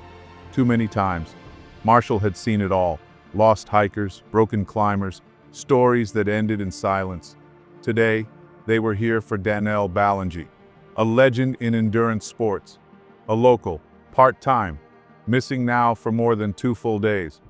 Marshall remembered Ballingy. He'd seen her at the Primal Quest Utah Expedition Adventure Race. Feet shredded, 4 hours without water, still refusing an IV. She wasn't fragile. If she was missing, it wasn't a twisted ankle. It was something far worse. That's when they saw the dog. Taz was running frantically near the truck. Marshall called to him. The dog didn't come. He circled, then vanished down the trail. A bad sign. Most dogs won't leave their master if they still have a pulse, Marshall later said. They sent their fittest member up the steepest route. Others fanned out on ATVs, including a rugged, silver-bearded volunteer named Bego Gerhardt, part philosopher, part bulldog, a man who had once retrieved Aaron Ralston's severed arm from Blue John Canyon. Gerhardt was a mile down the trail when his radio crackled. "The dog! The dog!" Taz had returned, racing past the team, pausing only to glance back, then disappearing again. Gerhardt watched him, then followed. But the dog was gone. He stopped his ATV. Silence. Then, a sound, barely audible. Gerhardt had taken a tracking course years earlier. He dismounted and scanned the ground. Paw prints, a woman's footprints, off the main trail, toward a rocky canyon. He climbed back in the ATV and gunned the engine. The sound bounced off canyon walls as he followed the tracks, heart pounding. And then he stopped again. He had heard something, a whisper, a cry, or maybe a breath. And he listened. Taz had vanished and returned so many times, she'd lost count. But this time, when he came back, he ran straight past Danielle to the puddle. He drank, and drank, and drank. Danielle watched, stunned, helpless. Her throat was raw, her body hollowed out. That water was her lifeline, and the dog, her dog, was draining it. Bad dog. "Can't you drink from another pothole?" She rasped, her voice cracking. She loved him more than almost anything, but love didn't stop her from crying. Not from that place of desperation, watching the last thing that tethered her to life being lapped up by the only creature who hadn't left her. The sun was low again. Winter was near, less than a week from the solstice, and there she lay, broken, bleeding inside beside a dog who didn't know better. She cried for her parents, for the friends she hadn't called, for the I love yous left unsaid. Then something shifted. It wasn't Taz's fault. It wasn't anyone's fault. Not the canyon, not fate. The anger was gone. What remained was stillness, surrender. Maybe this was what acceptance felt like. She closed her eyes. And then, sound. Not from the dog, not from the wind. Something different. Heavy boots on stone. A voice that didn't belong in the canyon. Gerhardt saw her first. Danielle was lying still on a rock, eyes sunken but alive. Beside her, the dog, head resting protectively on her chest. "Oh God, I'm so glad to see you," she gasped, tears rushing back. "I'm glad you can say so," Gerhardt replied, voice calm, weathered. That's how Bego Gerhardt tells the story. He recalled she was lucid but emotional, more together than she had any right to be. He was stunned she could speak at all. But there was no time to marvel. He moved quickly, unzipping a thick sleeping bag from the ATV, wrapping her body in it, and fastening the Velcro straps. "Doctor down," they called it. He shoved her hands into insulated gloves. He kept her talking, kept her awake, and kept her here, while his other hand gripped the radio, calling in coordinates and scanning for a place where a chopper might land. Danielle remembers all of it. But she remembers something else as well. She remembers that Gerhardt was crying. And Taz, faithful, maddening, extraordinary Taz, ran to the man who had come out of nowhere and licked his face. Gerhardt looked down, then back at the shattered woman who had somehow survived. "You got one hell of a dog," he said. Gerhardt stayed with her, kneeling beside the shattered runner on the cold rock for nearly 45 minutes before another rescuer reached them. He kept her warm, kept her conscious, kept her tethered to the world she'd nearly slipped from. When the helicopter finally thundered into view and lifted Danelle into the sky, wrapped in down and clinging to life, the team at the trailhead stood in silence, watching her vanish into the fading light. Then came the question no one had thought to ask until it was all over. What about Taz? Someone mentioned the kennel, but the idea didn't sit right. Not after what that dog had done. Not after he'd led them into the canyon, not after he'd refused to leave her side. John Marshall made the decision without a word. He bent down, scooped up the exhausted Taz in his arms, and carried him to his truck. Taz didn't resist. He limped into Marshall's home like a soldier returning from war, staggered to the carpet, and collapsed in a heap, out cold before his body even hit the floor. He didn't move again for hours. It was 7:30 p.m. The next morning, the canyon was covered in snow, and the trail that nearly became her grave had vanished beneath a sheet of white.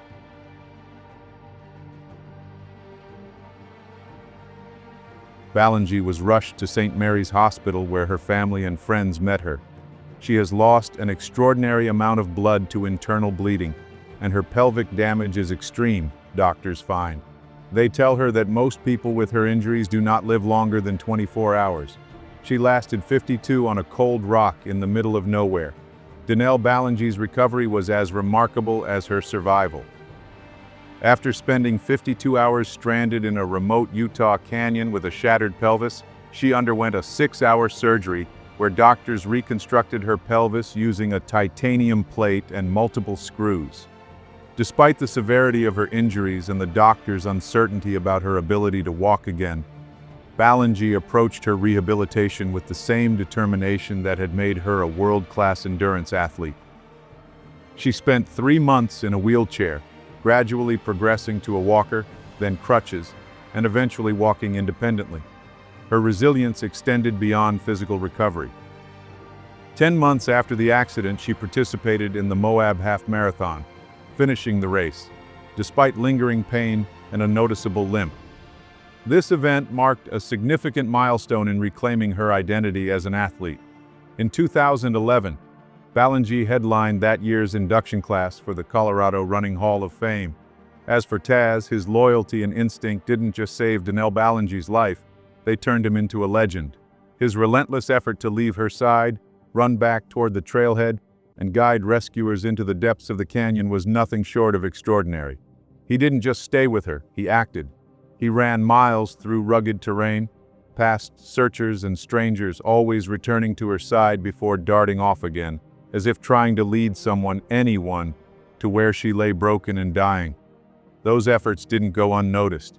He was honored with multiple awards, the most notable being the SPCA's National Hero Dog Award. Media outlets celebrated his bravery, schools invited him to meet children, and his story spread far beyond the outdoor and rescue communities. But to Danelle, none of the applause mattered. What mattered was simple. When she was alone in the cold and the hours had turned to days, it was her dog, not luck, not chance, who refused to give up on her. Nearly a decade after the ordeal, Danelle Balanji still ran the same rugged route she nearly died on. It's now part of the Moab Trail Marathon, the race she's directed since 2011. Each year she helps mark the course herself, and every time she approaches that spot, the canyon where her body broke and her life nearly ended, she stops. Not for long, just long enough to breathe. I still get nervous when I reach that place. There's always this moment of pause, a weight in my chest. She named the area Taz's Canyon. It made logistical sense to include it in the race, but more than that, it was her tribute. A quiet thank you carved into stone for the rescuers who found her, for the neighbor who raised the alarm, and for the dog who wouldn't give up. 2 of those rescuers, including John Marshall, now return each year to man the aid station near the site of her fall. It's tradition, it's personal. Danelle, 44 at the time, continued to race several times a year. The events double as family getaways. She married B.C. LaPrade, the guy from Leadville whom she'd met just before the accident. And they now have 2 sons, Noah, 7, and Will, 5. And Taz? At the time, he was a little older, a little slower, a little grayer.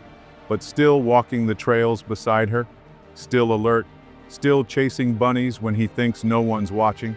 Recently, he got a hero's welcome from a room full of first graders after Noah told his classmates the story of how their dog saved his mom's life. The story itself has become a legend, and Taz is a local celebrity. A piece by Steve Friedman, originally published about the ordeal, was included in the Best American Sports Writing Anthology in 2008. He always said its strength was in the simplicity. Girl goes for a run, girl falls, girl is saved by dog. A story for even the most casual sports fans. Danelle still thinks about it every day. She recalled, "I thought I was going to die out there, and now I've got these incredible kids, this beautiful life. I think about that a lot, how I made it, why I made it. I don't have all the answers, but I know I'm lucky."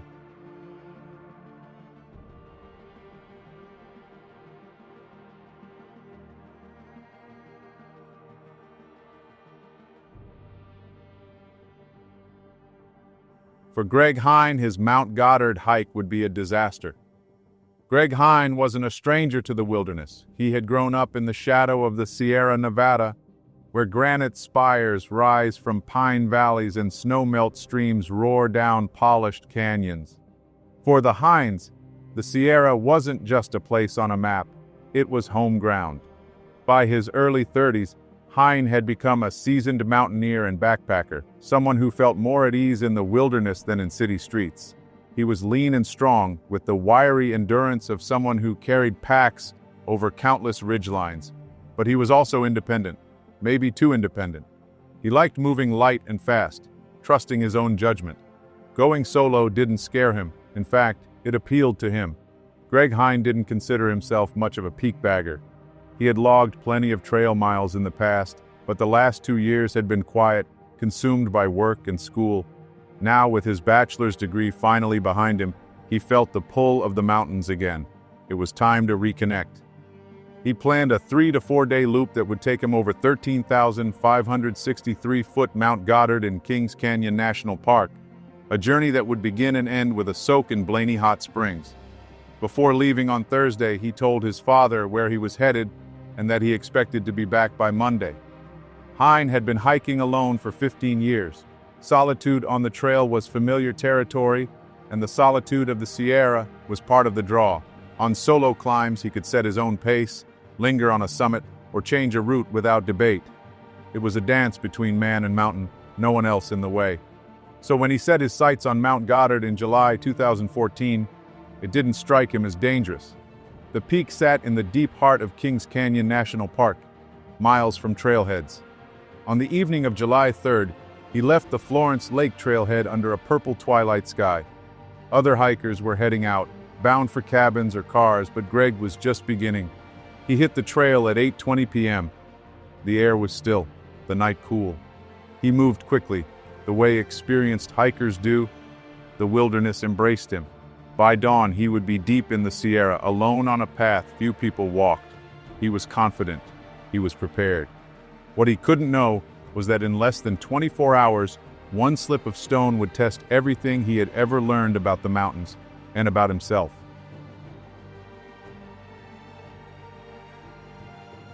Kings Canyon National Park is not a place that gives itself up easily. Tucked into the Sierra Nevada of California, it is a land of stone walls and silent valleys, where glaciers carved deep scars into granite and left behind a wilderness both beautiful and brutal. To step into Kings Canyon is to step into the marrow of the mountains, steep, remote, and uncompromising. Unlike its neighbor Yosemite with its tour buses and camera flashes, Kings Canyon demands more from those who enter. The trails are longer, the climbs steeper, the distance is vast. It is a place where you measure progress not in miles but in ridges crossed, streams forded and switchbacks endured. The rivers run cold and fast here, fed by snowmelt that lingers well into summer. The air is thin, clean, and carries the scent of lodgepole pine. At its heart is the canyon itself, one of the deepest in North America, more than 8,000 feet from rim to river. Sheer granite walls rise like fortresses, dwarfing the forests below. Beyond the canyon stretch hundreds of square miles of backcountry, where trails fade into talus slopes and high passes lead to lonely basins studded with turquoise lakes. It is a place that humbles even the experienced. The granite is beautiful but unforgiving. A single loose stone can shift, and in an instant, the mountains remind you of their indifference. To walk here is to walk in a landscape that has not bent itself to humanity. It is one of the last true wilderness strongholds of the Sierra Nevada, a place where survival is not assumed, but earned. On Friday morning, Hines soaked briefly at Blaney Hot Springs before pressing toward Goddard's hulking mass. The summit came easily by late morning, clear skies opening into the sweep of Kings Canyon National Park. Hines stood on the summit of Mount Goddard. The peak was one of the great sentinels of Kings Canyon, less famous than neighboring peaks like the Palisades or Whitney, but no less commanding. From its granite crown, he could see ridge after ridge fading into blue distance. The Black Divide to the west, Evolution Valley and Darwin Canyon to the north, and the jagged white teeth of the High Sierra stretching endlessly beyond. The air was sharp, crystalline, so clean it seemed to cut through him. For a moment, Hines stood there breathing it in. This was what he had come for. The silence, the feeling of standing above the world, the sense that after years of school and work, he was once again where he belonged. But summits, as every mountaineer knows, are only half the journey. The real danger comes on the way down. Hines had reached the top by a route that was long but safe. Now he studied the terrain below, weighing options. His plan was to head off trail toward Evolution Basin. South of Goddard Divide, the terrain broke into a vast boulder field, and side-hilling across it looked treacherous. Instead, he worked his way along the ridge, searching for a couloir that might give him a more direct descent. He scrambled down into the bottom of a gully, stopping at a narrow choke just above a snowfield. As he reached for a handhold, his palm closed around a loose stone. It came free in his hand. He tried to wedge it back beneath a larger rock, but it wouldn't stay. That's when he saw the boulder shift. It was a monster, 2 feet across, 150 pounds or 70 kilos. It slid, rotated, and before he could move, it crashed onto his right calf. The impact snapped his tibia above the ankle, sending him tumbling into the steep snow chute below. He landed upright, his pack cushioning him as he shot downslope. Out of the corner of his eye, he saw it. A trail of blood marking the snow behind him. The snowfield had sun pockets, and my right foot went into one. Like a fish out of water, my ankle started flapping, and the bones ground on each other. All this extra blood came out. I hit another sun pocket. It was the most intense pain I ever felt, but I couldn't dwell on it. I was rocketing down the snowfield and needed to self-arrest before I racked myself on some exposed rocks that were coming up. I dug my left heel and palm into the snow, and it was enough.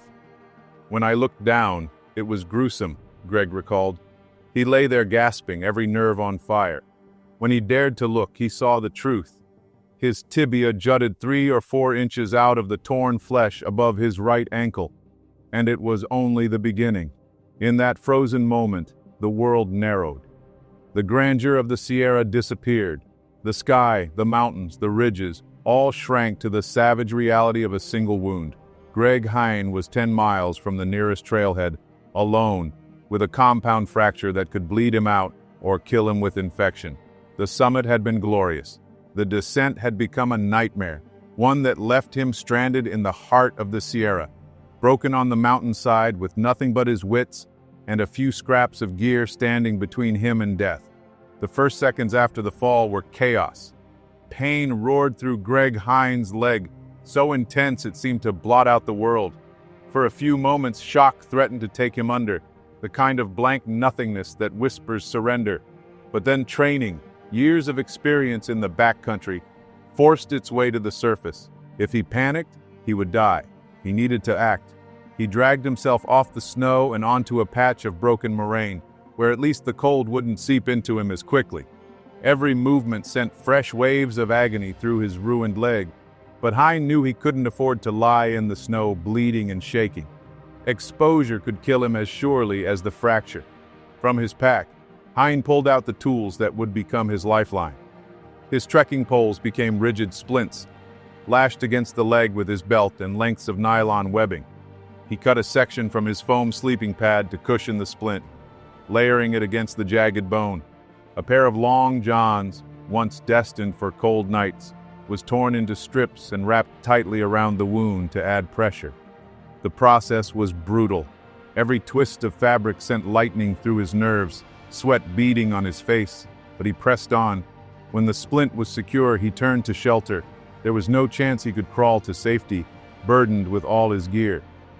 He made a hard choice. He left his food behind, reasoning that he wouldn't starve before rescuers arrived, and instead pulled out only the items that might keep him alive in the short term. Into his arms went the bivy-sack, poncho, a Leatherman multi-tool, a balaclava, a beanie, and a whistle. Cannibalized from his pack's sternum strap and tied to his shirt's top buttonhole with a piece of string. He kept the multi-tool close because in the darkest corner of his mind, he considered the possibility of using its blade to cut off the ruined leg if things got worse. Then, dragging himself inch by inch, Hein crawled roughly 100 yards to the edge of a moraine. There he found a sheltered ledge with a clear view of the valley, a place where he could hunker down and signal for help when the time came. He settled in, remarkably calm given the circumstances. He had transformed himself from a man in shock into a patient stabilized on a mountainside. And yet the reality hung over him like a storm cloud. He was still 10 miles from the nearest trailhead, utterly alone, with a compound fracture that could bleed him dry or rot his leg with infection. But for now, he had done the one thing survival demanded. He had bought himself time. The mountains around him were silent, indifferent. The couloir he had fallen through towered above, granite walls catching the late afternoon light. Below him stretched the snowfield, streaked with the thin red trail of his blood. Kings Canyon had taken its price. Greg Hein lay back in his bivvy, trembling, listening to his own breath. The pain was monstrous, but the work was done. He had splinted the leg. He had made shelter. He had kept himself alive for another hour. Now came the waiting. By the next day, he could smell the stench of blood, believing infection was settling in.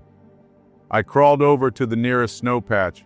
Using a rock shaped like an adze, I scraped off the top layer of snow and used ice crystals to scour the wound. I then filled it with snow to flush it out. The infection made the wound sticky, so when it started to ooze out, it would glob on the bone. I dipped the blade in there and pulled the goop out. I massaged my foot, ankle, and calf and tried to keep my toes moving to maintain blood flow. This and the wound cleanings became my routine for the next 3 days. I knew rescuers would be looking for me when I didn't check in on Monday, so I stayed calm and busy, he recalled. By the third day, Hein had begun to understand the rhythm of survival. He wasn't thriving, not by any stretch, but he had settled into a routine. Grim, uncomfortable, but necessary. Each morning began with the same ritual. Check the wound, clear away any new filth, repack it with snow to slow infection. The sight never got easier. The exposed bone, the swollen flesh around it, it was grotesque. And each time he peeled back the makeshift bandage, his stomach lurched. But if he ignored it, the leg would rot, and then there would be no hope. He was weak now. The accident had burned through the calories he had brought, and his food was gone. He had made a choice early on to leave most of it behind when he crawled to the moraine. At the time, he figured he could last several days without eating if rescue came soon, but rescue had not come. Hunger gnawed at him, hollow and relentless, every hour sharper than the last. The days blurred together in repetition. Melt snow, drink water, blow the whistle, wave the yellow bivy sack, rest, tend the wound, repeat. At times he thought he heard helicopters. The thrum of rotors echoed faintly through the canyons, only to fade away. Were they real? Or the hallucinations of a starving, feverish mind? The sun beat down during the afternoons, baking him in his bivvy. Then, as soon as it dipped behind the peaks, the cold slammed back. Luckily, it never got colder than 40 or 4 degrees Celsius. But still, the nights were cruel. Long hours of shivering in the thin air, listening to the wind cut across the rocks. Sleep came in short bursts, broken by pain or by dreams of food. Thick sandwiches, cold sodas, hot coffee. He would wake, lips cracked, belly empty, the dream dissolving into the same indifferent granite walls. By the fourth day, the fight to stay rational grew harder. His mind wandered. He thought of his family, his father, who knew where he was supposed to be, who would surely have raised the alarm by now.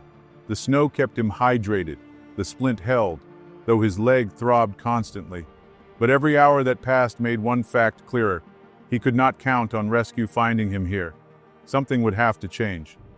By the end of the fourth day, Hein lay awake in the darkness, heart pounding, fever creeping higher. His body was weakening, but his mind reached a hard decision. Tomorrow, if no one came, he would move, he would crawl, because waiting alone on that slope was starting to feel like waiting for death. That morning, he knew the waiting game was over. The helicopters hadn't come. If rescue was looking, they hadn't found him. Lying on the slope, he stared toward the basin below, where Davis Lake gleamed between granite walls. It was a mile and a half away, an impossible distance under the circumstances, but also the only chance he had. The open terrain by the lake might give him better visibility to be spotted from the air. Staying put meant surrender. Moving, however painful, meant hope. He tore strips from his gear to fashion a crude sling that would keep his ruined leg stretched straight. Then, bracing on his elbows and one good leg, he began to crawl. Not a clean crawl, but a series of desperate scoots and drags, his body jolting forward in fits. He set small goals, 20 scoots, then a pause, 20 more. Each push sent spikes of pain radiating through his fractured bones, but he counted them off like prayers, a rhythm to drown out the screaming nerves. The Sierra didn't make it easy. The moraine was uneven, strewn with sharp rocks that tore at his hands and elbows. The snowfields offered brief relief, smooth sliding, but each time his body lurched across a pocket of softer snow, the leg jolted, and the grinding of bone on bone brought white-hot flashes of agony. At one point, he let out a guttural cry that echoed back from the cliffs, startling even himself. But still he pushed on. Halfway between the last boulder field and Davis Lake, he noticed a cricket leap across his path.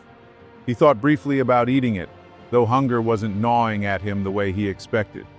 When a second cricket appeared, he reached out almost lazily, making a half-hearted stab, and to his surprise, caught it. He knew enough to pull off the hind legs and wings so they wouldn't catch in his throat, then popped it into his mouth. To his astonishment, it didn't taste bad. From then on, anything slow enough to grab became food. He ate 2 crickets, 5 or 6 moths, 8 or 10 large ants, and 3 or 4 water bugs. Each tiny mouthful gave him just enough strength to keep going. The crawl was brutal. 1.6 miles or 2.5 kilometers in 4 hours, but by sheer determination, he made it to the shores of Davis Lake. There he found a sheltered pocket of ground, just wide enough for his shoulders and just long enough for his body. It was not comfort, but it was survival, and for the moment, that was enough.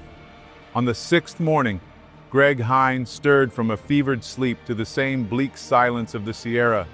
His body was at its edge. The wound smelled foul, his lips were split from thirst, and even the insects he had been chasing no longer seemed to stir. He had moved as far as he could, 1.6 miles of crawling, dragging himself toward Davis Lake, and now he lay in a narrow hollow, just big enough for his body. But that morning, something shifted. A sound carried faintly through the granite canyons, too mechanical to be wind. Hein froze, heart pounding. Then it grew louder, the unmistakable thump of rotors. A helicopter. Adrenaline surged through him. He clawed for his bivy sack, the bright yellow nylon he had counted on for days, and spread it wide across the rock. He waved it with frantic strength, blew on the whistle tied to his shirt, screamed until his voice cracked. The helicopter passed overhead, its shadow sliding across the basin, then dwindled into silence. The disappointment was crushing. He lay back, chest heaving, eyes wet with frustration. But the sound returned minutes later. Again he waved, again he blew the whistle until his lungs burned. Again the aircraft banked away. This happened 5, maybe 6 times. Each pass raised hope, only to dash it again.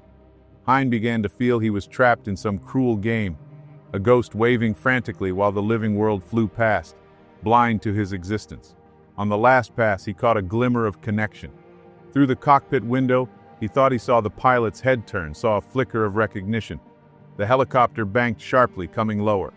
Hein raised the bivy sack high, shaking it with every ounce of strength left in his arms. The machine circled once, then hovered, dust and grit whipping into the air. This time, they had seen him. When the rescuers reached him, Hein tried to protest as they brought out a stretcher. Stubborn to the end, he insisted he could crawl the last distance himself. They ignored him, gently but firmly lifting him into the stretcher and securing him for the flight out. His ordeal was over. As the helicopter rose and the jagged walls of Kings Canyon fell away beneath him, Hein looked down one last time at the basin that had nearly taken his life. 6 days of pain, hunger, insects, snow, and silence ended in the roar of rotor blades. Relief flooded through him, heavy and overwhelming, leaving him lightheaded. For the first time since the boulder had crushed his leg, he allowed himself to believe he would live. The helicopter carried Greg out of the deep heart of Kings Canyon and touched down at the hospital in Fresno. Doctors and nurses swarmed the stretcher. They were shocked by what they saw. 6 days with an open fracture was nearly unheard of. By all rights, Hein should have been dead from blood loss or septic infection. His leg was grotesquely swollen, the tibia still protruding at a ghastly angle, the wound caked with dirt and dried blood. His skin was pale, his lips cracked, his frame gaunt from starvation, and yet he was conscious, alert, and calm in a way that startled even the trauma team. Hein was rushed into surgery almost immediately. The first priority was to clean the wound. Hours of careful debridement to remove dirt, dead tissue, and the beginnings of infection. Then came the reconstruction. Surgeons aligned the broken tibia, inserted plates and screws to hold the bone, and stitched torn muscles back together. The procedure was grueling, but when it was over, the leg was saved. Against every expectation, amputation had been avoided. Recovery was not swift. He spent weeks in the hospital, battling pain, fevers, and the lingering risk of infection. Multiple follow-up surgeries were needed to stabilize the leg. For days at a time, he lay in a hospital bed, immobile, staring at white walls after staring at granite for nearly a week. Doctors told him plainly, his improvisation, splinting with trekking poles, cleaning with snow, forcing circulation in his foot, had been the difference between survival and death. In interviews later, Hein would downplay his suffering. He told his story plainly, without embellishment, as though it were just another trip that had gone wrong. But those closest to him could see the shadow it left. The Sierra had tested him in the most brutal way imaginable, and though he had survived, he carried the scars, both visible and invisible. When recalling his ordeal, Greg expressed his gratitude to his family and the search and rescue for his recovery, stating, "It was quite the relief to be saved, not only for my loved ones and family, but also for the search and rescue workers who put in a lot of energy and effort and extreme hours into the search and rescue. It was really important to me to get them out of there as soon as possible because the longer they're there, the greater chance that one of them could get injured. So a quick resolution to any search and rescue is always preferable. Because of that, I can't commend them enough for the effort and the energy they put out to try to save one person's life."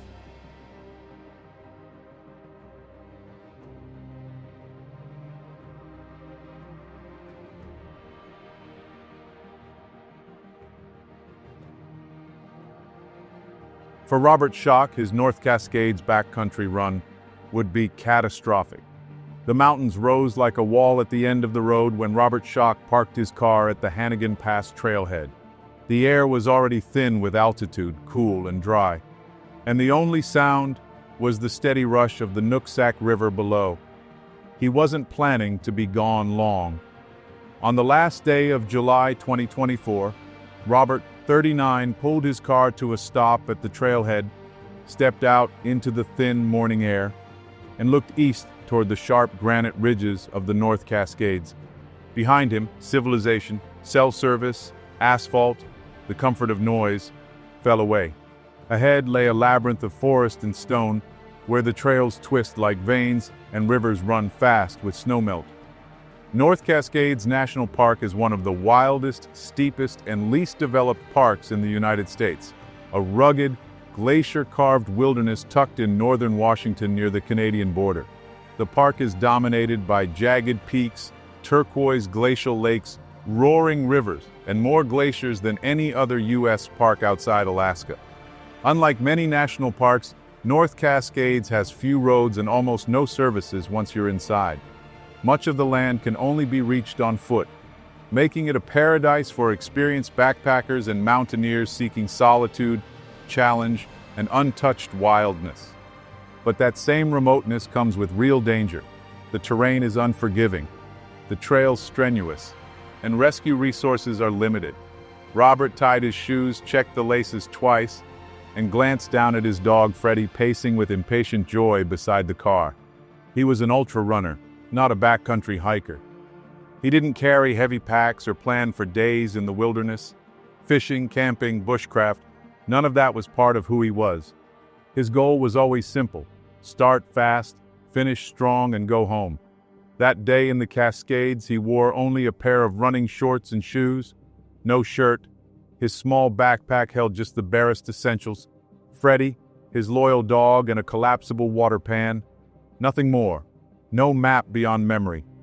It was supposed to be a quick run along the Chilliwack River Trail, maybe out toward Copper Ridge, then back before dusk. The first miles came easy. The air smelled of wet cedar, and sunlight filtered through fir needles like gold dust. Freddie darted in and out of the brush, splashing through puddles left by the previous night's rain. Shock's stride lengthened, breathing steady, heart in rhythm with the hum of the forest. He passed a young couple coming down the trail who saw him around midday. Bare-chested, moving fast, sweat darkening his hair. They waved and he waved back. Beyond that point, the trail narrowed. Sections were overgrown where fallen trees had blocked maintenance crews. The map in his mind grew uncertain. At a river crossing, he paused long enough to drink and tie a strip of pink surveyor's ribbon around a low branch, his way of marking the route back. Then he pressed on, chasing distance and the clean, punishing solitude he loved. By late afternoon, the weather shifted. The Cascades are notorious for it. A blue sky can curdle to gray in minutes. Wind pushed through the valley, scattering needles and ash-colored dust. Freddie's ears flattened. Shock looked up at the sky, then back at the dimming trail. He considered turning around, but the ridge looked close, and runners are always chasing one more mile. Rain began before he reached it, thin at first, then sudden and cold. Within minutes, the trail had turned to slick mud. His shoes lost traction, his breath came shorter. When he stopped to check his bearings, the forest closed in tight, a tangle of green walls. The ribbons he'd left were nowhere in sight. He tried his phone. No service. We'll just backtrack. Easy, he muttered to Freddie. But the light was already failing. He moved downhill, thinking he was retracing his path. The descent grew steeper, the noise of the river louder. Trees blurred together. When darkness fell fully, there was no trail, just wet soil, and the sound of running water somewhere below.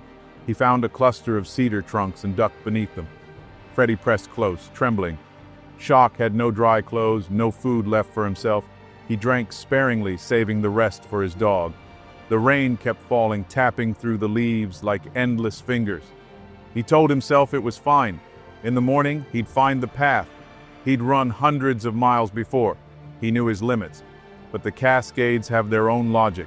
And that night, while he shivered under the dripping trees, the wilderness began to erase the line between the known and the lost. When dawn came, the sky was milk-white and silent. Steam lifted off the ground like breath. Shock stood, stretched the stiffness from his legs, and looked around. Every direction looked the same. Freddie watched him expectantly, tail low. "Let's move," he said at last. He took a step into the green maze and the forest swallowed him whole. At first, He tried to reason his way out.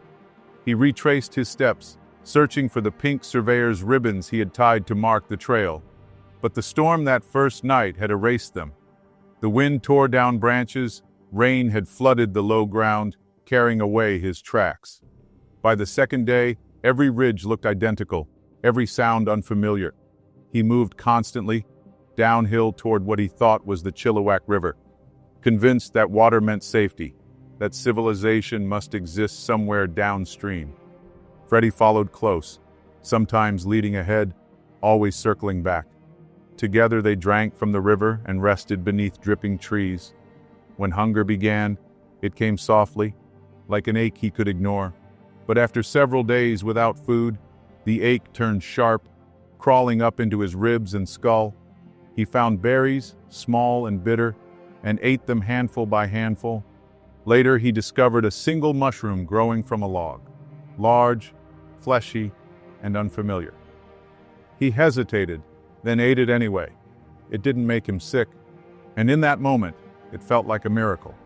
Robert believed in those first naive hours that things would sort themselves out, that he'd stumble onto the trail, or rescuers would appear as surely as day follows night. Soon even his dog, the one constant comfort in that vast wilderness, would vanish into the timber, leaving Robert utterly alone. No companionship, no protection. Just a man pitted against one of the most unforgiving backcountries in North America. What was unfolding was the opening chapter of an ordeal that would stretch far beyond anything he'd imagined, an ordeal that would claw at the very edges of human endurance.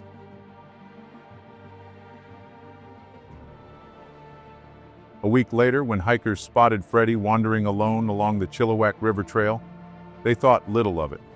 But when the dog refused to leave the area, circling the same stretch of riverbank, whining, glancing into the trees, something about it felt wrong.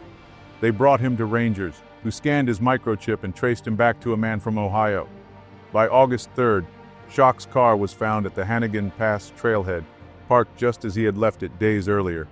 The windows were rolled down, his wallet on the dashboard. There was no sign of foul play, no note, no gear, only the stillness of an empty vehicle at the edge of the wilderness. When the Whatcom County Humane Society called Shock's mother, Jan Thompson, on August 4th, she hadn't even known her son was in Washington.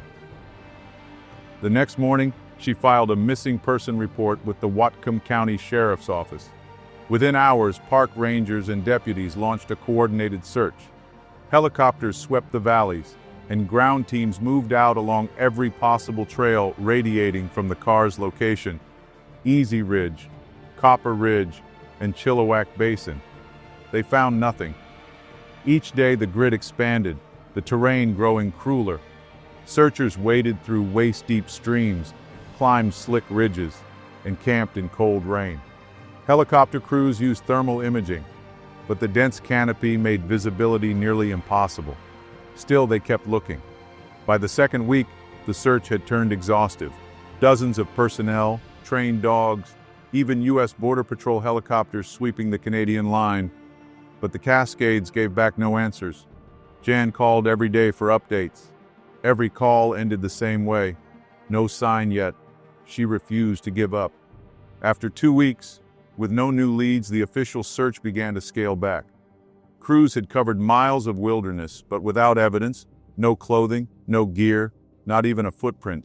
Continuing meant risking more lives. Privately, some rescuers believed the odds of survival were almost zero, but Jan held to hope. She called his phone every morning, even knowing there'd be no answer. She replayed the facts: his car, his dog, his routine trail runs. None of it suggested he'd walked away from life. Somewhere in those mountains, she believed, her son was still fighting. And he was, barely. While search teams marked the end of their final grid, Robert Shock lay deep in the Chilliwack Basin, starving, injured, and fading.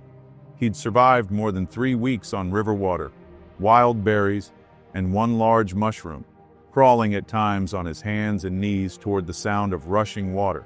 Each night, he shouted for help into the dark, voice breaking, uncertain if anyone could still hear him. The forest had swallowed him whole. For 30 days, Robert Schock wandered the backcountry of the North Cascades, fighting hunger, disorientation, and the steady pull of exhaustion that wanted to lay him down and keep him there forever. He had entered the wilderness as an ultra-runner, fast, disciplined, and lean. What he became was something more primitive, driven solely by instinct. He rationed his energy, resting more, moving only when the cold forced him to. His muscles began to hollow. His shoes tore open at the seams, then washed away when he slipped while crossing the river. After that, he went barefoot, the bottoms of his feet bleeding and raw. Days blurred together. He built small beds of moss, tried to stay dry, and failed. Rain came often, sharp, needling, relentless. At night, he dreamt of home, the hum of a refrigerator, the voice of his mother, Freddie's nails clicking on hardwood floors. Sometimes he woke crying, his throat too dry to make a sound. Freddie had stayed close for the first week, until one morning he wasn't there. Robert called his name until his voice broke. Hours later, he thought he heard a distant bark, but couldn't tell if it was memory or echo. Now alone, Robert moved slower. His mind began to wander between clarity and hallucination.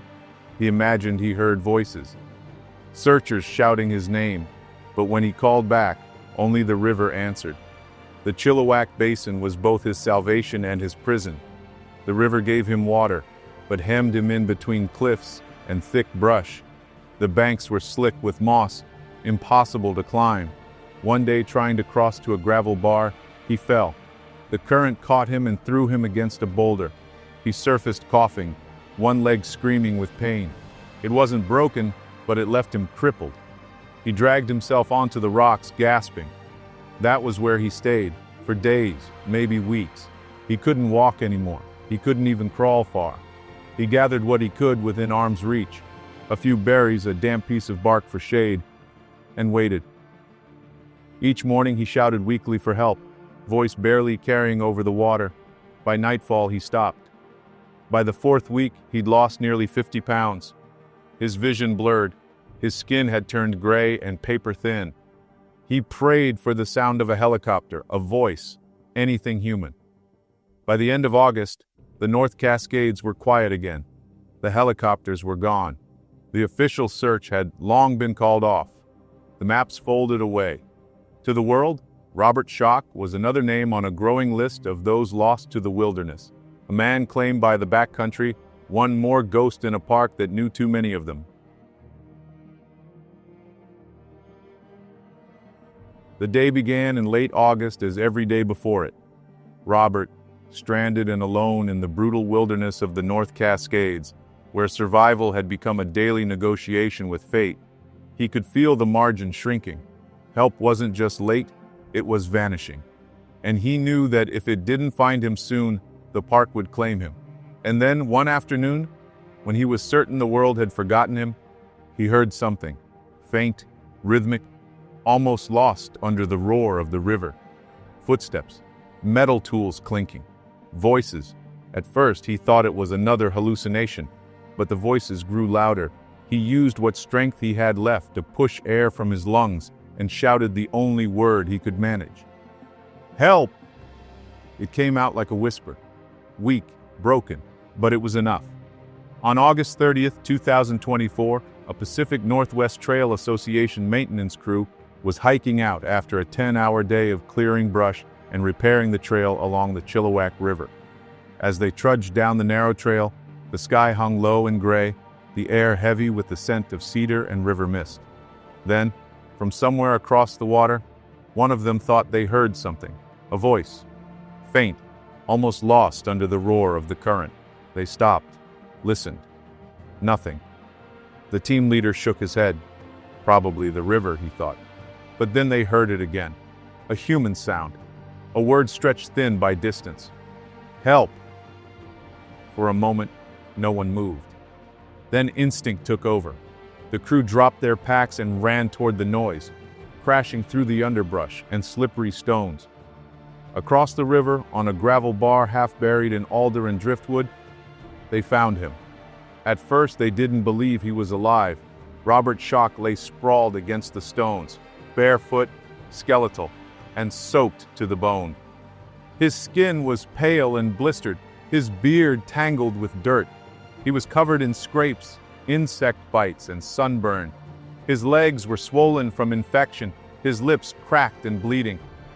But when one of the crew knelt beside him, Robert's eyes flickered open. He whispered something, words the crew could barely make out, and they realized with shock that this was the man they'd seen posted on missing person bulletins nearly a month earlier.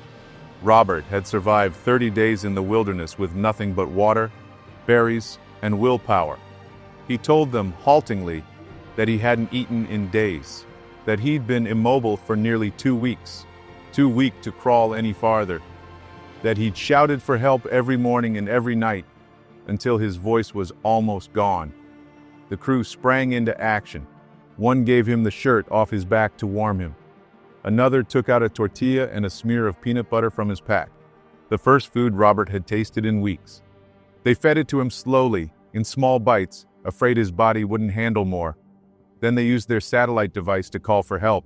Within the hour, the Whatcom County Sheriff's Office and North Cascades National Park had scrambled a helicopter crew.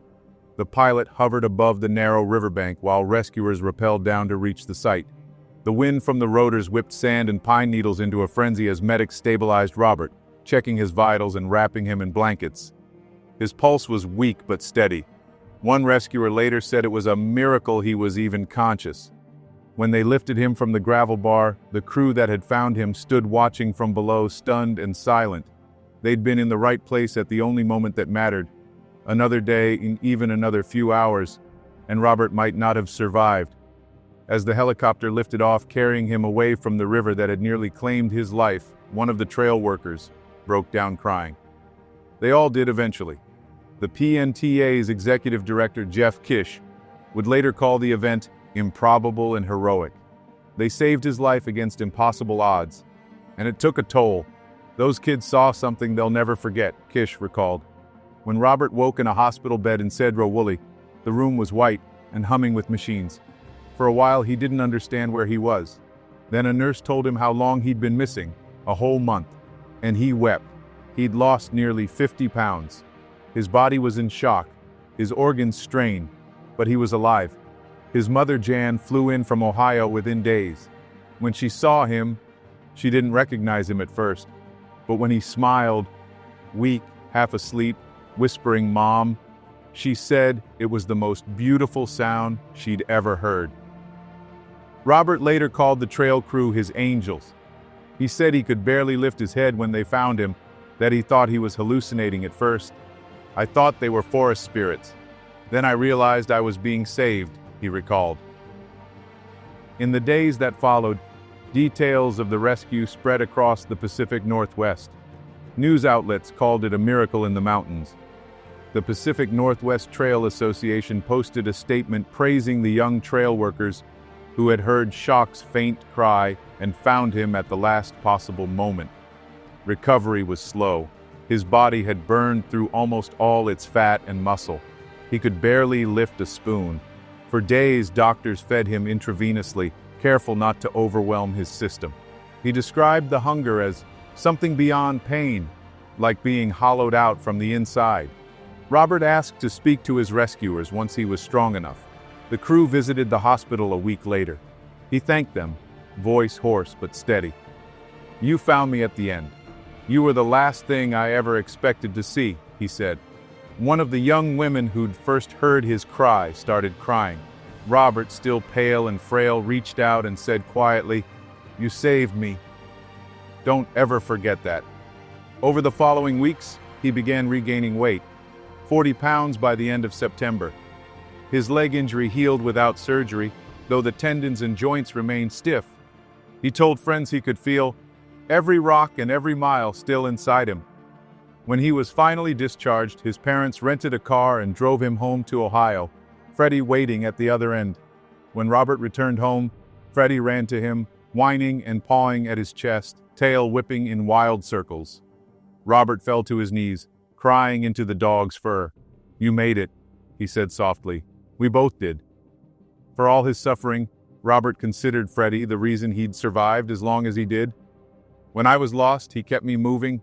I didn't want to die while he was watching," he said. When asked if he'd ever return to the North Cascades, he gave a small, tired smile. Not anytime soon. That mountain and I, we've said what we needed to say.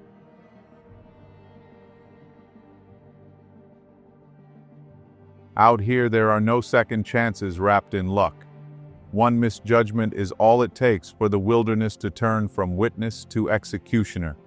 You don't hear it coming. The ground shifts. The trail vanishes. The light fades faster than it should. And by then, you realize it's too late. You're knocking at death's door. There is deep joy in our national parks, the kind that settles into you and stays. They invite you to walk slowly, to look up more than you look ahead, to remember that beauty still exists without needing to be owned or improved. These lands were set aside not just to be seen but to be felt, but joy here is never careless. The parks reward respect and punish arrogance. They demand preparation, attention, and restraint.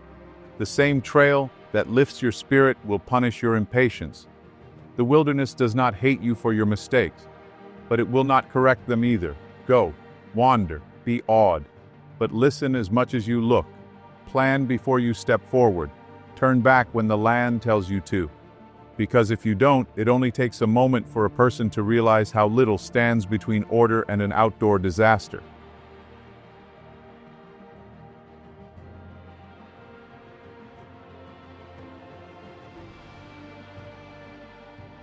If you've made it this far, please consider clicking those subscribe and like buttons. Want more outdoor disasters content? Check out these videos I believe you'll enjoy. Thank you for watching.